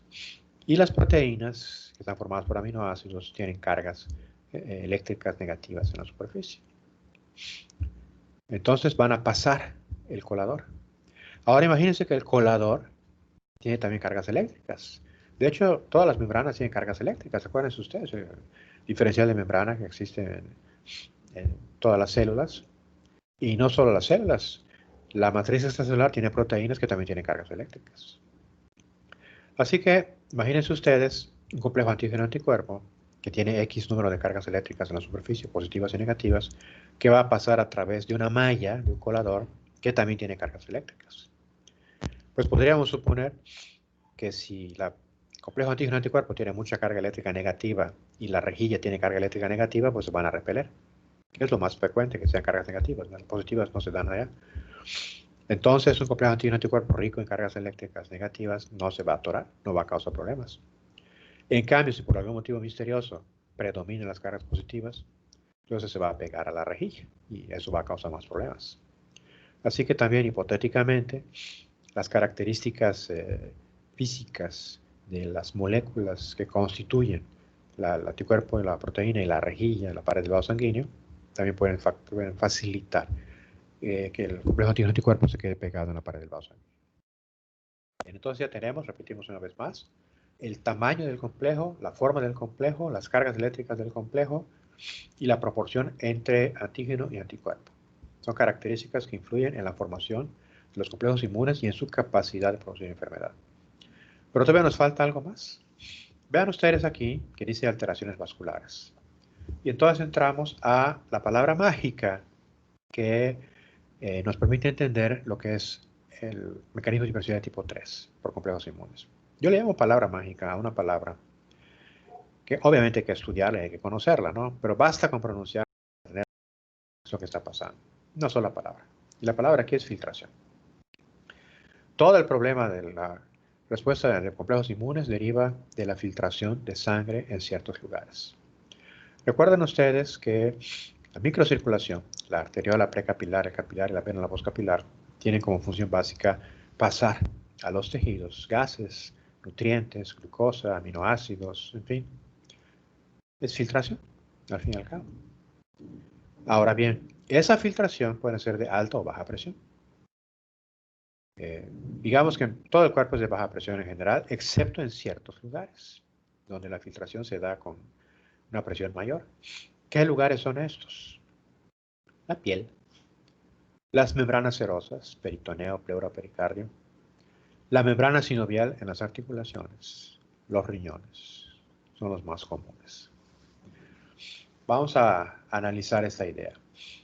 Fíjense ustedes, ¿cuál es el principal órgano filtrador de sangre? El que permite eliminar líquidos indeseables, iones excedentes, protones para modificar o regular el pH, los líquidos corporales, etc. Pues los riñones. Así que el corpúsculo glomerular es un corpúsculo que está filtrando sangre a gran presión todo el tiempo. Así que es un sitio el riñón, el corpúsculo glomerular, mejor dicho, el glomérulo, para ese tipo de enfermedades. Otro órgano, membranas serosas, peritoneo, por ejemplo. Ustedes podrían pensar, bueno, ¿y cómo que es un sitio de filtración? Pues es tan bueno filtrando que deja pasar mucho líquido al interior, pero también lo deja escapar. Así que la cantidad de líquido normal en el peritoneo es muy pequeña. Creo que del orden de 15 mililitros o algo así. Pero el líquido que realmente llega a lo largo del día son muchos litros. Lo que pasa es que también al mismo tiempo que entra a la cavidad peritoneal sale. Así es que el intercambio es muy alto. ¿Cómo sabemos que esto es verdad? Pues clínicamente el peritoneo se usa para un tipo de hemodiálisis, de diálisis peritoneal, perdón. Así que el hecho de que el peritoneo sea un excelente filtro nos lo muestra el que clínicamente se use para facilitar la vida a los pacientes con insuficiencia renal. Digo, es un ejemplo medio chafa, pero eso nos permite entender que algo que pareciera que no tiene mucha actividad, realmente tiene bastante actividad, que es el peritoneo. Y para el caso, la pleura, la cavidad torácica, el pericardio también. La membrana sinovial es otra que también parece que no hace nada, pero realmente está filtrando mucho líquido de alta presión. ¿Y la piel? En estos tiempos, bueno, ahorita estamos en otoño, estamos cerca del solsticio de invierno, y no hace tanto calor, pero ustedes saben, acá en Yucatán, que en tiempos de verano, en primavera inclusive, hay mucho calor. Y estamos evaporando agua todo el tiempo a través de la piel. No me refiero a sudar, me refiero a transpirar, pasar agua. Todo el tiempo lo estamos haciendo. Y de hecho, esa será experiencia común para ustedes. Cuando hace muchísimo calor, uno puede tomar mucha agua, 2-3 litros de agua y no orina para nada. ¿Dónde se fue tanta agua? Pues con la transpiración o con la sudoración, si es el caso. Así que la piel es un órgano que también filtra muchísimo líquido, líquido que viene por la sangre. Ahorita van a ver ustedes la importancia de eso que les estoy comentando. Así que las enfermedades por complejos inmunes van a ser más comunes en sitios de alta filtración. Muy bien. Y ejemplos para formar líquido sinovial y orina, como ustedes están viendo allá. Bien. Entonces, ¿qué es lo que va a ocurrir? Seguimos con el último dibujo de esos que están en su libro. El complejo inmune se deposita en la pared del vaso sanguíneo. Esto es cuando el complejo inmune se forma dentro de los vasos sanguíneos, pero no se les lo repito, que se pueden formar fuera de los vasos sanguíneos. Cuando se forma fuera de los vasos sanguíneos, estamos hablando de una enfermedad por complejos inmunes local, porque solo es un sitio del cuerpo. En cambio, cuando es dentro de los vasos sanguíneos, puede ser en varios sitios. Esto va a causar inflamación aguda, porque permite la activación del complemento. Recuerden que se quedan libres las colitas de los anticuerpos y también se atrae a las células inflamatorias que intentan fagocitar los complejos inmunes presentes, también porque exponen allá su colita. Y recuerden que tienen el receptor para la reacción constante. Así que el daño de neutrófilos en la pared vascular más el daño por complemento, todo eso va a causar alteraciones. Generalmente, esto Aparece 10 días después de la aplicación del antígeno. Esto es en la primera dosis. ¿Sí? Pero recuerden que pueden dar ustedes un suero, medicamento, y puede aparecer esta condición en la tercera o cuarta ocasión. No tiene que ser necesariamente en 10 días. ¿Qué va a haber en el paciente? Fiebre. Ya sabemos que la fiebre es causada por liberación de ciertos mediadores químicos como prostaglandina. Y esto nos está hablando de que el paciente tiene un proceso inflamatorio. Y nuevamente, fíjense acá, la fiebre en este caso no tiene nada que ver con infecciones. Por eso el médico que piensa que fiebre es igual a infección y el antibiótico es un tipo que no sabe nada de medicina. Urticaria, la piel va a la liberación de mediadores químicos, atralgia, aumento de tamaño de los ganglios linfáticos y proteinuria. Entonces, fíjense ustedes, la fiebre es por inflamación, urticaria es en la piel, artralgia, articulación, proteinuria en riñón. Y bueno, la adenomegalia también puede sufrir en este caso. Entonces, según el sitio, vamos a tener vasculitis, glomerulonefritis, artritis. Y puede haber otros, derrame pleural, derrame peritoneal, una ascitis, o puede haber dermatitis. Esos son los sitios que les digo de alta filtración. Hay otros sitios de mucha filtración, como los plexos coroideos, pero como son de baja presión, pues ahí no se da esto. Yo nunca he oído nada que haya estas alteraciones en plexos coroideos, por ejemplo. Bien. Entonces, el complejo antígeno anticuerpo va a causar daño porque evoca una respuesta inflamatoria donde se deposita. Y eso se debe a que el antígeno, es el texto, ¿no? Se combina con el anticuerpo que está circulando. Puede ser localizado in situ, como les decía a ustedes. El antígeno puede ser exógeno o endógeno, nuevamente la confusión que veíamos en el tipo 2. Y si es hipersensibilidad, es exógeno, y si es una enfermedad autoinmune, es endógeno. Y preferencialmente afecta riñón, articulaciones y vasos sanguíneos. Ahora, vasos sanguíneos, ¿dónde? En muchos sitios del cuerpo, pero frecuentemente en la piel. Y en los riñones, bueno, esto es un poco confuso, ¿no? En los vasos sanguíneos de los riñones también. Bien, esa es la parte conceptual de la patogénesis. Vamos un poco a la clínica. Tenemos acá la enfermedad por complejos inmunes, sistémica. Sistémica. El prototipo es la enfermedad del suero. Esta enfermedad del suero realmente es rara ahora. Tienen que preguntar a los profesores de clínica si han visto alguna, pero es rara. ¿Por qué razón? Porque su nombre lo dice, ¿no? Solía deberse a la administración de suero extraña. Y el ejemplo es difteria. En la época heroica de la medicina, hasta no hace mucho, por cierto, cuando aún no contábamos con vacunas adecuadas y con antibióticos adecuados, había enfermedades terribles que mataban a muchas personas. Una de ellas era la difteria, una enfermedad espantosa. Producía una faringitis necrosante con destrucción de la mucosa en la faringe, las amígdalas, etc. El paciente tenía obstrucción grave de la vía aérea y podía morir. Y de hecho muchos morían de difteria, una cosa tremenda. En esos tiempos, estamos hablando del primer tercio del siglo XX, hace 80 o 90 años. En esos tiempos ya se sabía de la inmunidad, al menos se sabía que si nosotros le dábamos a un animal o a una persona, en este caso un animal experimental, una pequeña cantidad de una sustancia X, desarrollaba una respuesta inmune contra él. Entonces lo que hacían era darle toxina diftérica a caballos, cantidad que no mataba al caballo, por supuesto, pero el caballo sí se inmunizaba. ¿Y por qué caballos? Pues porque están grandotes. Al caballo le pueden sacar un chorro de sangre y no se muere. Así que sacando un montón de sangre del animal se podía preparar suero.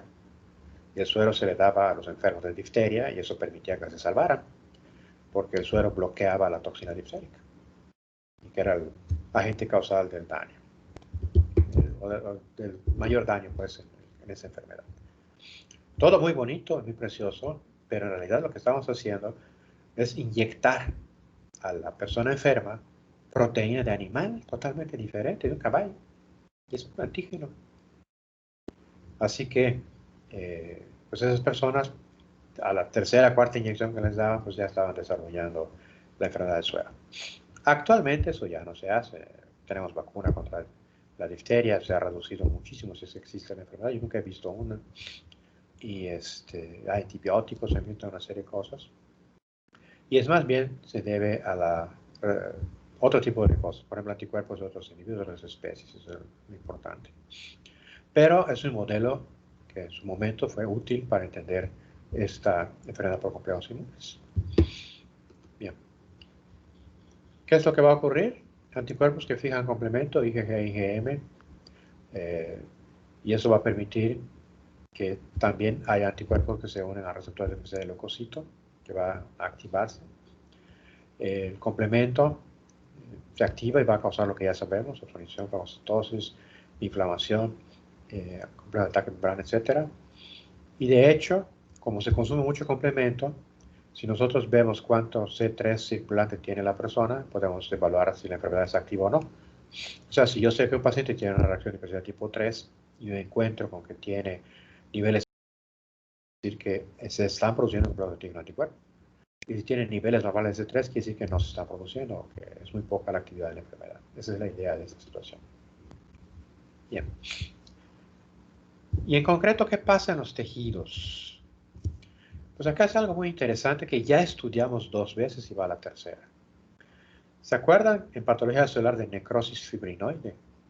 Que les dije a ustedes que ni es necrosis ni es fibrinoide, sino que es un depósito de complejos inmunes en la pared del vaso sanguíneo. Vaya, sí hay necrosis y sí hay un poquito de fibrina, no lo voy a negar. Pero la mayor parte de lo que vemos son complejos inmunes. Y luego cuando vimos inflamación, les comenté a ustedes que también es un tipo muy peculiar. En la inflamación se ve esta característica de la vasculitis. Si es que hay mucho neutrófilo, puede haber, por supuesto, necrosis de la pared del vaso sanguíneo, en algún lugar tiene que ubicarse el complejo antígeno anticuerpo. Y lo importante es esto, ¿no? Que hay la necrosis fibrinoide. Y más que necrosis, insisto, la mayor parte es el depósito de complejos inmunes. Y eso es en la pared de los vasos sanguíneos. Y eso se puede reconocer por diversas técnicas, como microscopía electrónica o inmunofluorescencia. Eso ya se los comentaré un poco más adelante. Eso está tomado de otro libro y la intención es fijar lo que hemos dicho hasta ahorita y ampliar un poco los horizontes, ¿no? Vean aquí estas curvas. ¿En qué momento se forman complejos inmunes? Cuando hay una cantidad más o menos parecida de antígeno y anticuerpo. Si hay mucho antígeno o poco anticuerpo, o al revés, no es una forma prevalente. ¿Y qué es lo más importante que se va a dar? Vasculitis. Pero fíjense qué interesante. Si los vasos sanguíneos están en los corpúsculos glomerados del riñón, va a ser glomerulonefritis. En realidad son los vasos sanguíneos del glomérulo que están afectando. Y si están en la membrana sinovial, pues igual, en los vasos sanguíneos, la membrana sinovial, etc. Pero bueno, se llama vasculitis cuando no está en esos órganos.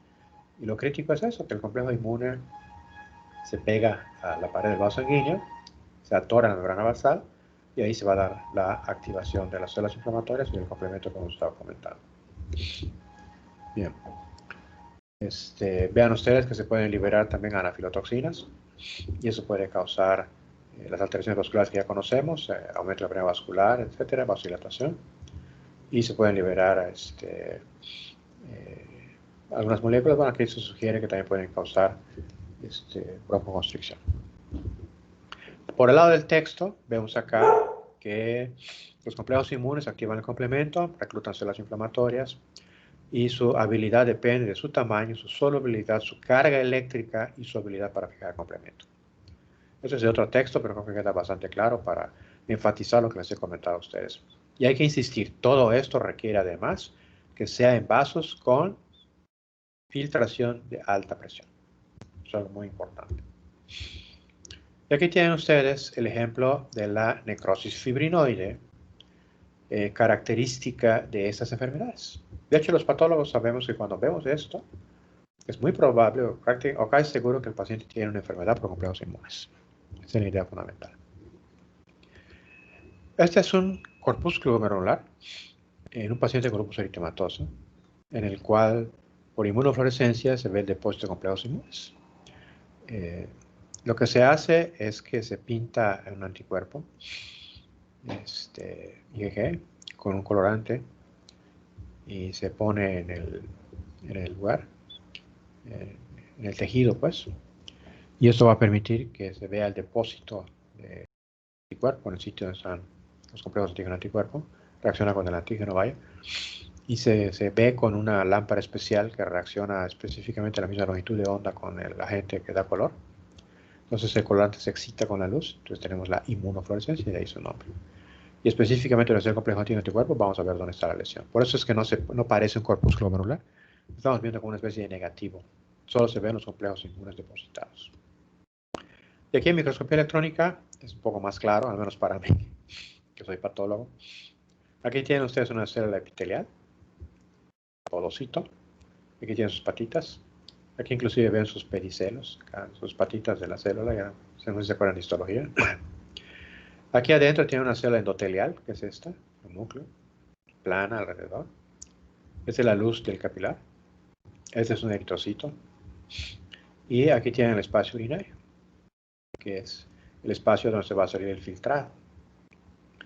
Y todo esto que ven acá como piquitos negros son complejos inmunes depositados por dentro de la membrana basal. La membrana basal es esta cosa clara, esta línea clara que ven acá, que va dando la vuelta.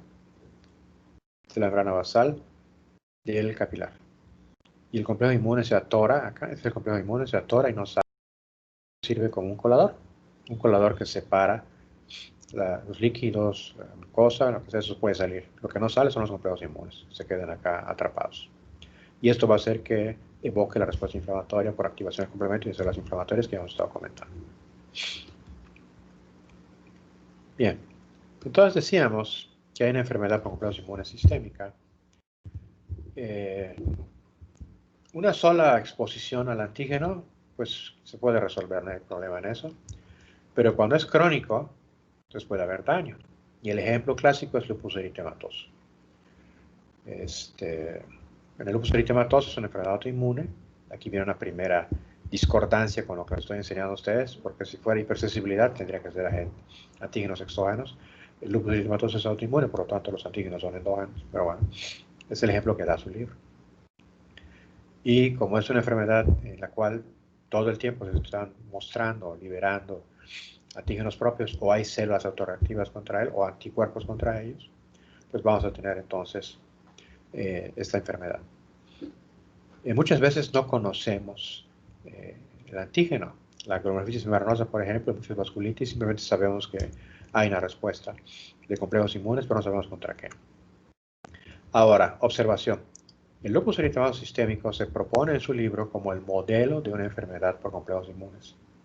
Pero eso es falso. Vaya, sí lo es porque sí hay complejos inmunes, pero no son los únicos que hay otros. Y entonces uno se puede plantear, bueno, ¿de qué estamos hablando? Ahorita vamos a hablar sobre eso, no se apuren ustedes. Tenemos una clase sobre lupus eritematoso también, ahí vamos a aclarar estas cosas. Bueno, enfermedad de Artus. La enfermedad de Artus no es, o la reacción de Artus, mejor dicho, una enfermedad. La reacción de Artus no es una enfermedad, es una prueba de laboratorio, que sí puede tener un equivalente en la vida humana, en la vida clínica, pero si hablan de reacción de Artus, es un fenómeno de laboratorio. Y se refiere a una enfermedad por complejos inmunes local. En este caso, agarramos a un bicho, conejo por ejemplo, que ya está sensibilizado contra algún antígeno, y le inyectamos en la piel, bueno, debajo de la piel subcutáneo, el antígeno. Esa es la idea. No en la sangre, fuera de los vasos sanguíneos. Espacio intersticial, vaya. ¿Y qué va a ocurrir? Se van a formar complejos inmunes. Después de todo, los anticuerpos pueden salir de los vasos sanguíneos. Y en el sitio donde está el antígeno se van a formar los complejos inmunes y ese sitio va a tener necrosis. Puede ser una úlcera, por ejemplo, en la piel del animal. Esto puede ocurrir con seres humanos cuando son sensibles y por algún motivo se inyectan el antígeno en un sitio, no pasa a la sangre, pero en ese sitio puede tener esta reacción. Aquí lo dice, la reacción se produce experimentalmente por inyección intracutánea de antígeno en un animal previamente sensibilizado.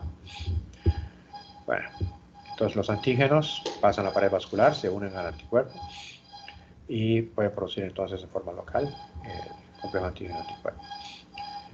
Y bueno, se precipita en la pared del vaso, hay necrosis fibrinoide y todo eso causa trombosis y lesión. Y aquí tienen ustedes la noción de lo que estamos comentando. La reacción de Artus tenemos antígeno, el anticuerpo está libre y en los tejidos se forma el complejo antígeno-anticuerpo y se produce una respuesta de activación de complemento con la presencia de células que contribuyen a destruir el tejido. Fíjense que hay una diferencia aquí con lo que comenta su libro. Acá, como dice, el antígeno se difunde a la pared vascular y se une a anticuerpos preformados. Si recuerdo bien, así está, porque esto me lo fusilo de su libro. Pero aquí en el dibujo creo que es la respuesta correcta. Es el anticuerpo el que sale y en el espacio intersticial se encuentra con el antígeno y ahí se forma el complejo antígeno-anticuerpo y por eso es una reacción local. De ahí no se van a mover, pues no se van a ir a otro sitio. Y en esta tabla que presenta su libro pueden reconocer ustedes algunos tipos de enfermedades, por ejemplo, infección de tipo 3 o complejos inmunes, lupus eritematoso, glomerulonefritis postestreptocócica, poliartritis nodosa, artritis reactiva, enfermedad del suero o reacción de Artus. Recuerden que la enfermedad del suero es un modelo. Su equivalente moderno sería por la aplicación de suero en varias ocasiones, etcétera, lo cual no es común. Por eso se menciona más como modelo del lupus eritematoso, aunque es autoinmune, porque así sí es mucho más frecuente.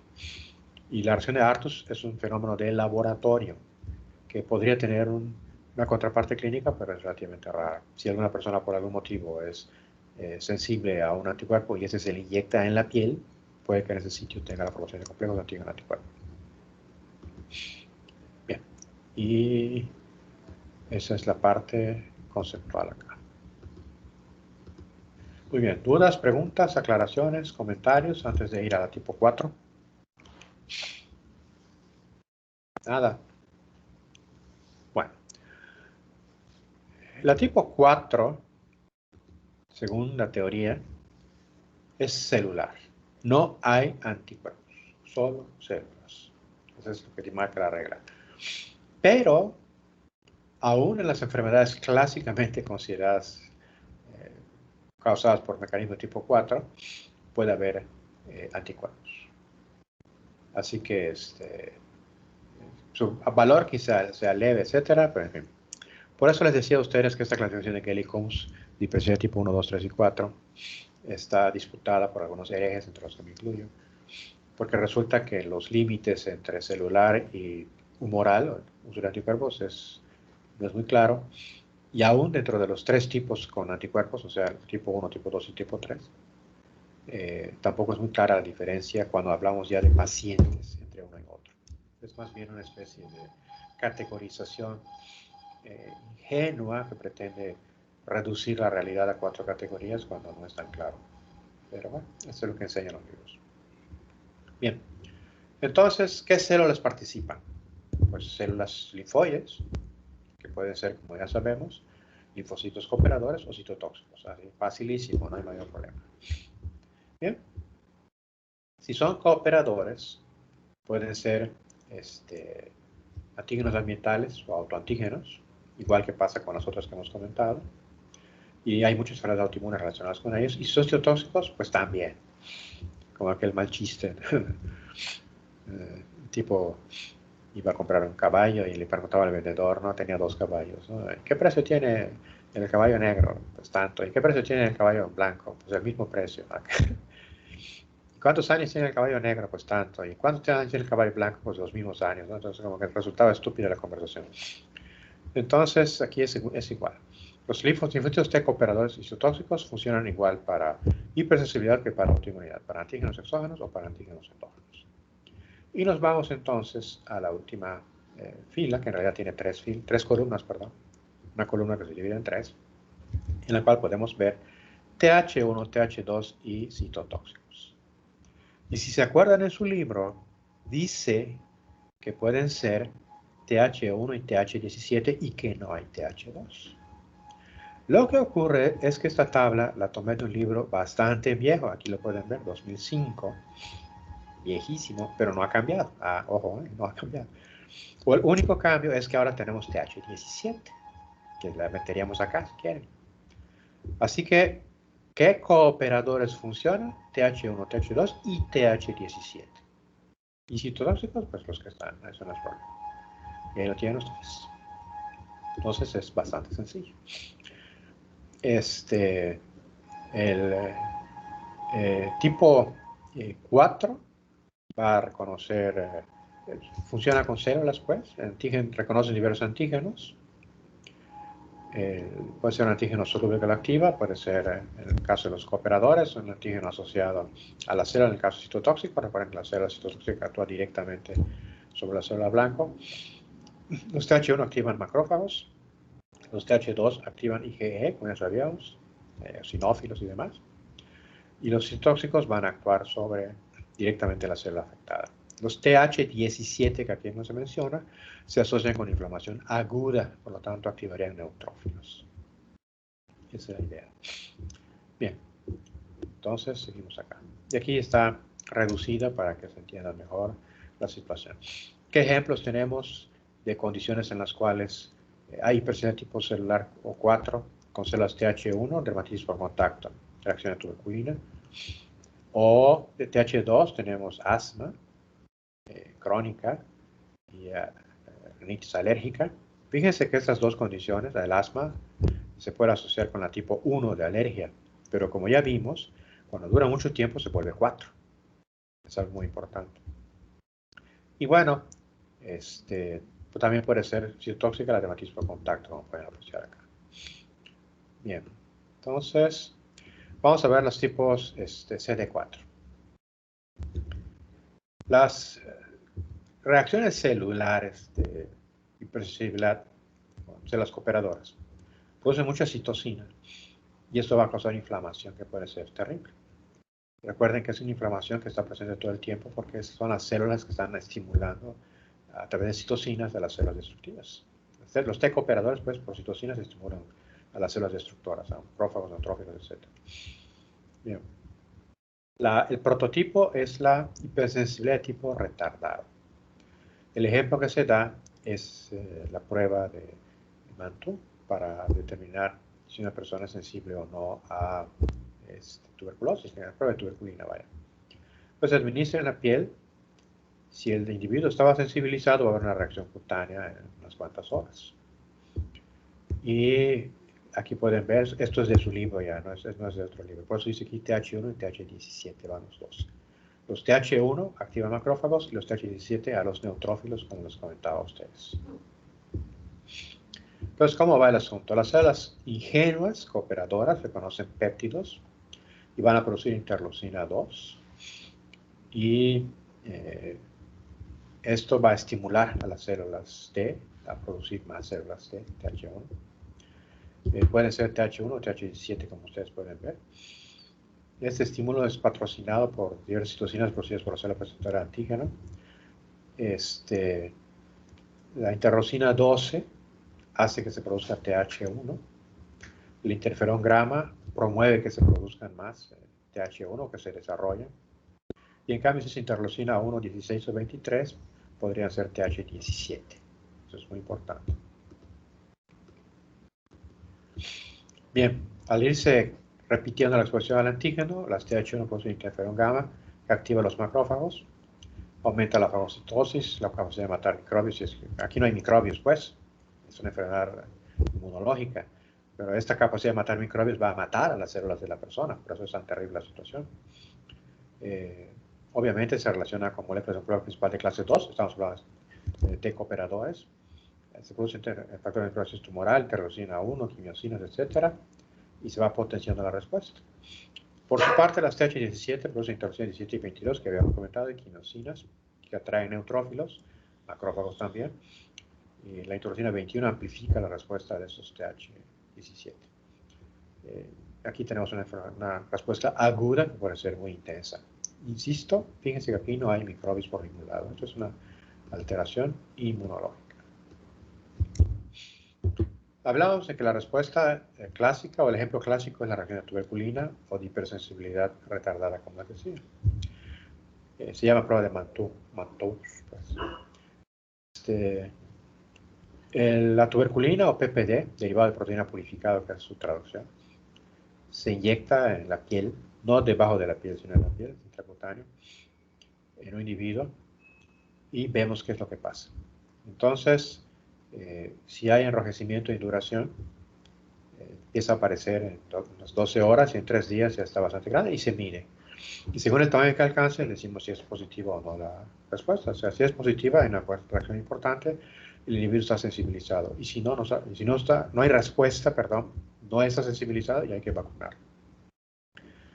Bien, ¿qué vamos a ver en el tejido? Se acumulan T cooperadores y macrófagos alrededor de las vénulas. Esto forma un manguito perivascular. Y puede haber aumento de tamaño de las células en el lugar. Bueno, entonces aquí pueden ustedes ver que hay diversos tipos de reacción de tipo 4. Tienen la hipersensibilidad retardada que comentábamos. Aquí tienen la prueba de tuberculina que hablábamos. También de la lepromina, es una prueba para lepra. La hipersensibilidad de contacto. Hay aptenos que pueden activar esta condición. Aquí tiene un nombre bastante raro. Pentadecatcanol, etcétera. Níquel, cromatos. Por cierto, hay personas que son muy sensibles a aleaciones, vamos a llamarle baratas, que se usa en bisutería. Un poco personal, yo soy atópico. Mi hermana es peor que yo en ese sentido. No somos alérgicos, somos atópicos. Y yo no me puedo poner collares ni porquerías que no sean de acero o de oro o plata, porque si me pongo una de estas acabo con la piel horrible, llena de ronchas y demás. En ese sentido soy sensible a estos tipos de metales. Y es algo que ustedes deben tener en cuenta. Si ustedes no son sensibles, los envidio.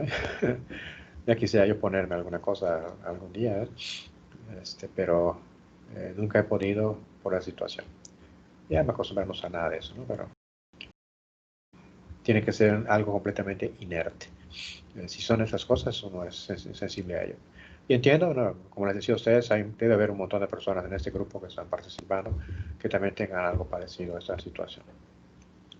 Y bueno, hay enfermedades reales como la enfermedad celíaca, en la cual hay sensibilidad a una proteína que se llama gliadina, que actúa como un antígeno, que está presente en la comida, tiene gluten, y a esas personas hay que darles alimentos libres de gluten para que puedan llevar una vida más o menos tranquila. Aquí está cómo se da la alteración que comentábamos. Se inyecta el antígeno derivado de proteína purificada del bacilo tuberculoso. Hay una respuesta celular contra ellos, unas cuantas horas. Y los linfocitos citotóxicos, TH1, perdón, llegan al sitio y van a estimular a las células inflamatorias a causar daño en el tejido, que es lo que se ve acá. Se está midiendo el tamaño de la lesión. Y hay medidores químicos, por supuesto, hay quimiosinas, interferón gamma, factor necrosis tumoral, etcétera, factor de crecimiento y transformación beta, en fin, esto es algo muy importante. Bueno, aquí es lo antiguo, les decía a ustedes, una época en la cual no se conocían las diferencias entre los T cooperadores y se pensaban que eran más o menos iguales, pero ya sabemos que los 3 tipos de cooperadores más comunes, 1, 2 y 17, pueden participar en esta condición. ¿Y cómo se ve al microscopio? Esta es una tinción de HE, vemos acá un montón de linfocitos, pero si le hacemos una reacción de inmunohistoquímica para CD4, que es característico de los T cooperadores, vemos que son los que predominan en la zona de inflamación. Entonces ya sabemos que esto es una reacción de hipersensibilidad promovida por células T cooperadores. Bueno, entonces la respuesta se da con antígenos que están presentes, que no se pueden destruir.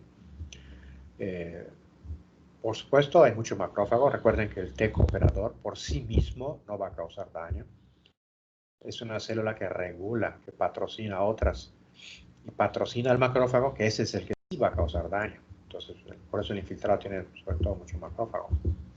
El macrófago se activa y se convierte en célula epitelioide. Recordarán que ya se los he dicho varias veces. La célula epitelioide es un macrófago grande con mucho citoplasma, muy activo, con una capacidad destructora, fagocítica sobre todo, mucho más potente. Y aquí viene algo muy importante. Estas células epitelioides pueden organizarse en grupos y van a formar un granuloma, que ya estudiamos en inflamación granulomatosa, ¿se acuerdan ustedes? Un granuloma clásico está formado por células epitelioides en el centro, alrededor por linfocitos, puede tener células gigantes y en ocasiones necrosis. Lo que sí debe tener siempre son las células epitelioides. Los demás factores, los linfocitos, las células gigantes y la necrosis, puede estar, puede no estar. Pero lo que sí tiene que haber siempre, si no, no es granuloma, son las células epitelioides. Y pues se representa una potente respuesta de los linfocitos T cooperadores 1. Bueno, cuando hay material absolutamente indigerible, entonces los macrófagos pueden dividirse en el núcleo sin división citoplásmica, una endomitosis, algo así se llama, o pueden fusionarse, van a formar células gigantes. Y aquí lo tienen ustedes. Aquí tienen a las células epitelioides, ahí donde va el cursor. Ahí donde está el cursor, ven a la célula gigante con un montón de núcleos y los linfocitos alrededor. Entonces, esto es una fotografía que ojalá la viéramos así cuando hacemos diagnósticos, ¿no? Granomas que no hay la menor duda de lo que se trata. Muy bonitos. Y por el aspecto de la célula gigante, esto podría ser tuberculoso. Y aquí tienen ustedes el dibujo que está en su libro, en el cual les muestra la situación. Tienen a una presentadora de antígenos, capta el antígeno, se lo presenta al linfocito T1, la interleucina 2 lo estimula. Entonces el TH1 produce interferón gamma, que estimula a los macrófagos. Recuerden que si ya salió del vaso, ya no es monocito, aquí es un error. Dentro de la sangre, el vaso sanguíneo, es un monocito cuando sale y es macrófago. Pero bueno, el macrófago bilivulgaris no tiene mayor problema, pero una vez estimulado se convierte en célula epitelioide. Y aquí lo tienen ustedes. Y el conjunto de células epitelioides va a formar el granuloma. Los ejemplos, ya habíamos hablado, dermatitis por contacto, contra el urushiol, que es el veneno de la hiedra venenosa. Usualmente es un acteno, pero cuando se une a otras moléculas puede despertar la respuesta inmunológica que estamos viendo. Y bueno, podría darse también con algunos otros medicamentos. Por ejemplo, la penicilina. Les dije a ustedes que la penicilina puede causar reacciones de tipo 1, 2, 3 o 4. Así que no es nada sorprendente que eso también podría ocurrir. Y la dermatitis por contacto es una condición bastante común. Nuevamente, recurriendo a asuntos personales, en mi adolescencia yo tuve este problema con detergentes, ya no lo tengo. Pero en una época de mi vida no podía yo tocar detergente porque me quedaban las manos horribles. Muchas personas les ha pasado también. A mi hermana, en fin, que es atópica también, le ha pasado esto. Y pues no queda más remedio que o usar guantes o no hacerlo, ¿no? Dejar a otra persona el trabajo y dedicarse a otra cosa que no involucre esta situación. Pues aquí tienen ustedes, llega el antígeno, se lo presenta el antígeno, lo capta, se lo presenta al linfocito, se produce interferón gamma, atrae macrófagos y produce la lesión. Aquí lo tienen ustedes. Bien, entonces todo lo que hemos dicho hasta ahorita se refiere a que las células T cooperadoras van a actuar sobre células inflamatorias que pueden ser neutrófilos o macrófagos que van a causar el daño tisular. Obviamente, el tejido normal tiene los antígenos y esto va a evocar la respuesta en ellos. Pero no todos son células cooperadoras, también están las citotóxicas. Las citotóxicas, recuerden, requieren que el antígeno esté dentro de la célula. Entonces son muy buenas para reacciones de hipersensibilidad en las cuales hay virus que siempre están dentro de las células. Así que el ejemplo clásico es la hepatitis viral.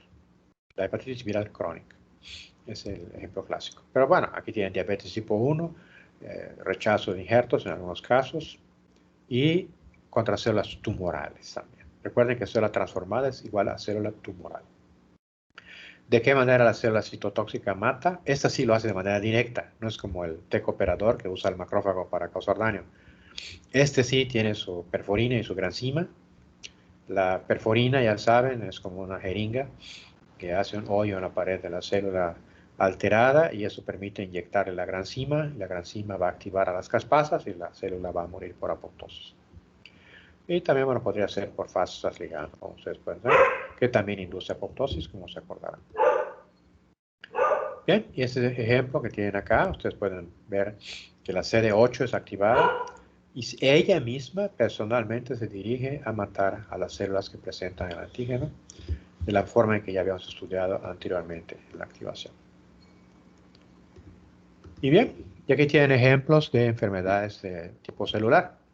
Artritis reumatoide, esclerosis múltiple, diabetes tipo 1, la que requiere insulina generalmente, enfermedad intestinal crónica, inflamatoria, o sea, la CUSI, colitis ulcerativa, Crohn, que son los dos clásicos, psoriasis y sensibilidad por contacto. Estos ejemplos son muy interesantes, los deben tener en cuenta. Recuerden que puede haber anticuerpos en estos, no quiere decir que solo sea celular. Y ya para terminar prácticamente, tenemos acá una comparación de los diferentes tipos de hipersensibilidad. 1, 2, 3 y 4, el anticuerpo que participa. Anticuerpos solamente en las 3 primeras, en la 4 no hay anticuerpo por definición. El antígeno, en cualquiera de ellos puede ser exógeno o endógeno. Lo importante es la relación entre anticuerpo y antígeno. En la tipo 1, el anticuerpo está fijo, el antígeno está libre. En la tipo 2, el anticuerpo está libre, el antígeno está fijo. En la tipo 3, el antígeno está libre, el anticuerpo está libre. En la tipo 4, no hay anticuerpo. El antígeno puede estar libre, puede estar como sea, pero no hay anticuerpos, son células. El tiempo de respuesta en la tipo 1 se llama inmediata por lo mismo de que aparece muy pronto. En la tipo 2, dependiendo de la condición del paciente, si está expuesto o no, puede tardar horas, lo mismo que en la tipo 3. Y en la tipo 4 tarda mucho más tiempo, días. Y es fácil imaginárselo. Los anticuerpos son moléculas que se mueven fácilmente, mientras que las células son mucho más grandes y su desplazamiento toma más tiempo. En el tipo 1, pues, habitualmente lo que tenemos es hinchazón, inflamación. Entonces vamos a ver ronchas, exantema, enrojecimiento de la zona. En el tipo 2 hay destrucción, así que es frecuente que encontremos necrosis. Lo mismo ocurre en el tipo 3. Y en el tipo 4 es inflamación crónica. Entonces vamos a encontrar, obviamente, destrucción, pero con mucha fibrosis. Esa es la noción. Histológicamente, en el tipo 1 hay eosinófilos en gran cantidad, es lo más importante. Los basófilos son rarísimos. En el tipo 2, van a ser anticuerpo y complemento, no se ve en histología, lo que vamos a ver es inflamación, básicamente. En el tipo 3, necrosis fibrinoide, no se les olvide. Aquí no lo dicen de manera correcta. Y en el tipo 4, células y más células que pueden destruir el tejido y producir fibrosis, pero sobre todo un montón de linfocitos, monocitos. En ocasiones pueden haber neutrófilos. Recuerden que los TH17 pueden producir inflamación aguda. Bueno, ¿cómo le hago para pasar esta reacción experimentalmente a un animalito? Pues si los 3 primeros tienen anticuerpos como efectores, pues usando esos anticuerpos lo puedo lograr. Y en cambio, en el tipo 4 tienen que ser células. Y los ejemplos clínicos los tienen ustedes aquí al final. Y con esto terminamos esta parte. ¿Dudas, aclaraciones, comentarios, preguntas?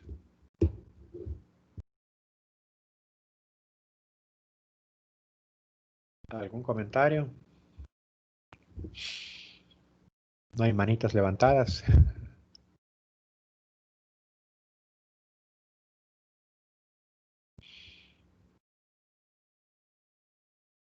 Bueno. ¿Qué sigue acá? Enfermedades autoinmunes.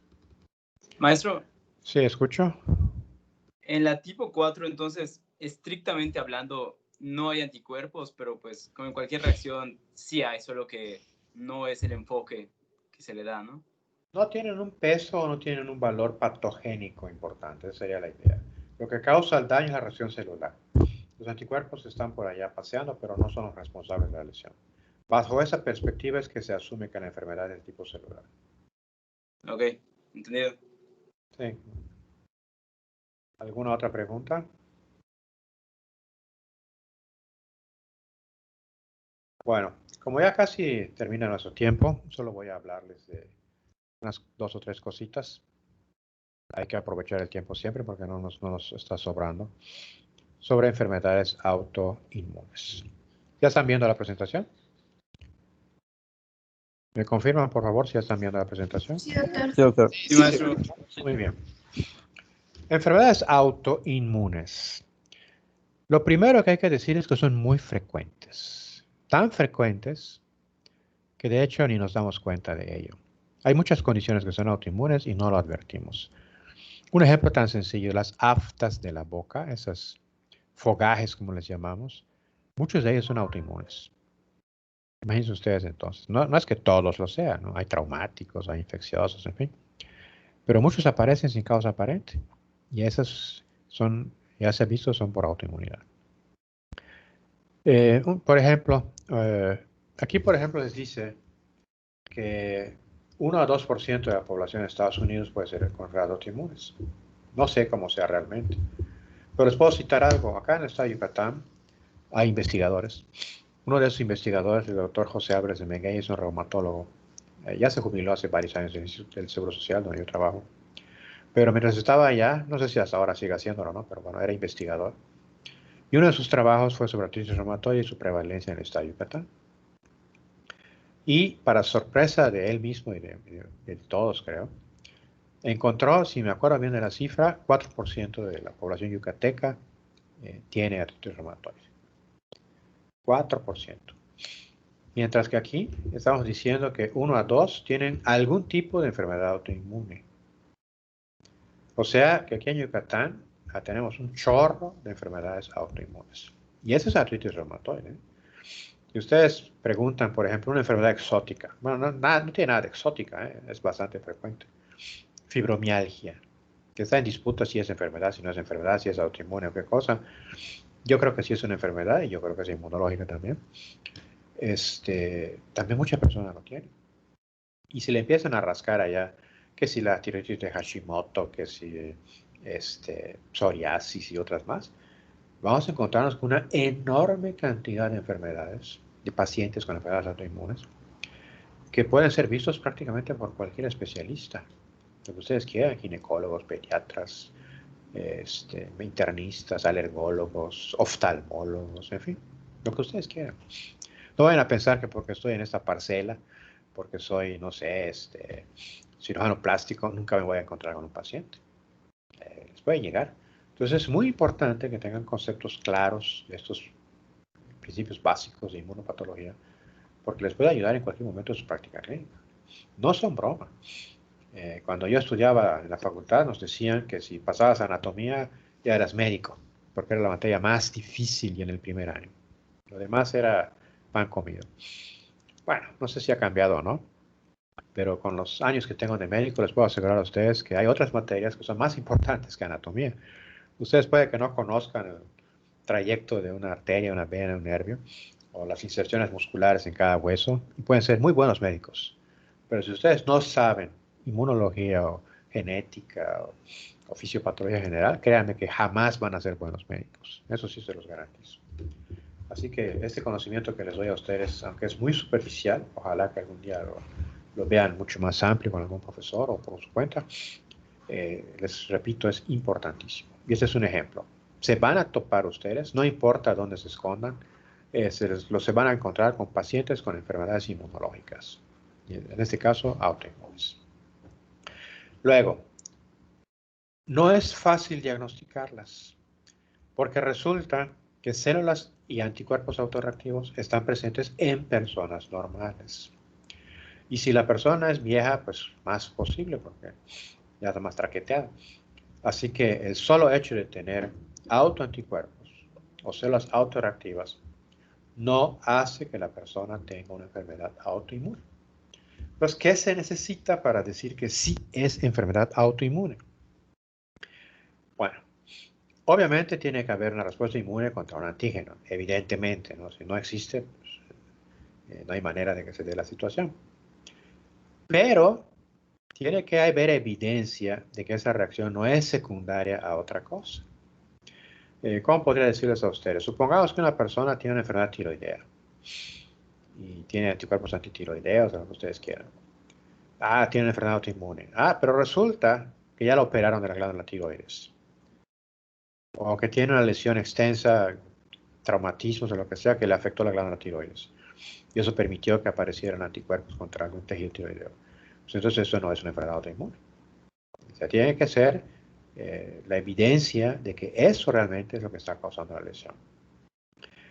Tiene que haber, en el tercer punto, la ausencia de otra posible causa de la enfermedad.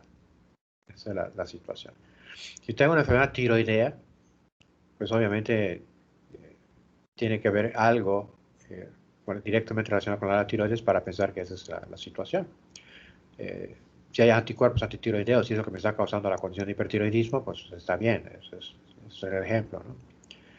Pero si resulta que el paciente tiene una enfermedad de la hipófisis, por ejemplo, que está produciendo mucha hormona estimulante de la glándula tiroides y encuentro anticuerpos antitiroideos, pues sería absurdo decir que los anticuerpos están produciendo el hipertiroidismo. Seguramente es la enfermedad hipofisiaria la que está produciendo el hipertiroidismo. Creo que ese ejemplo podría quedar.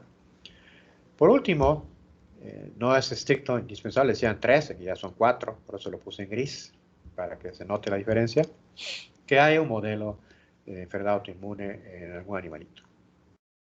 Los modelos de autoinmunidad que se usan experimentalmente son muy útiles porque permiten comprender los mecanismos de enfermedad de los seres humanos.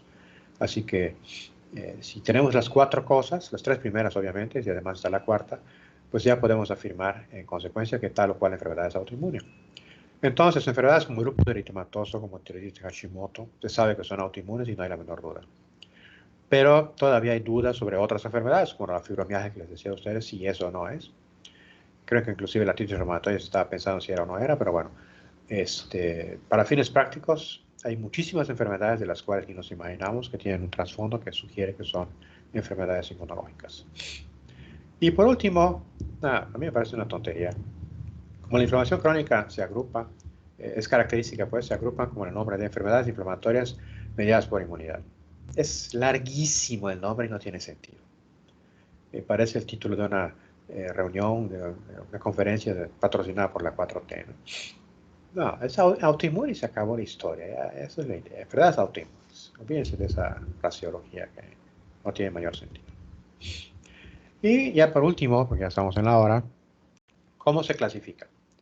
Pues es una tabla de 2×2. Lo primero, específico de órgano o sistémico. Algunas enfermedades, muy pocas, pueden afectar a 2 órganos, por ejemplo, como la de Goodpasture, que afecta a riñón y pulmón. Pero muchas afectan solo a uno, la sangre, por ejemplo, anemia hemolítica, trombocitopenia autoinmune, etc. Y otros afectan muchas partes del cuerpo, artritis reumatoide, Sjögren, lupus eritematoso. Y luego, la otra forma de dividirlo, mediado por anticuerpos o por células T. Por anticuerpos, anemia hemolítica, autoinmune, lupus eritematoso. O por células T, esclerosis múltiple, artritis reumatoide. Ahí lo tienen ustedes. Entonces, o es por células T o es por anticuerpos, en una forma de verlo, o es por un órgano o por sistémica por otra forma de verlo. Y ustedes pueden ver ahí que hay enfermedades que se supone que son autoinmunes, era cierta duda, como enfermedad de Crohn, colitis ulcerativa, cirrosis biliar primaria. En realidad, yo les veo toda la cara de autoinmunes, porque de hecho, por ejemplo, en cirrosis biliar primaria, uno de los criterios diagnósticos es encontrar autoanticuerpos dirigidos contra elementos de del conductivo biliar y demás. Pero en fin, entonces aquí vamos a terminar para continuar el próximo viernes. ¿Dudas, preguntas, aclaraciones hasta acá, con lo que hemos dicho hasta ahorita? Nada. Bueno, si no hay preguntas, les reitero, con todo gusto y con toda confianza, bien por el chat, cualquier duda que tengan, se la responderé. Si no hay otra cosa, voy a proceder a detener la grabación. No se me olvida.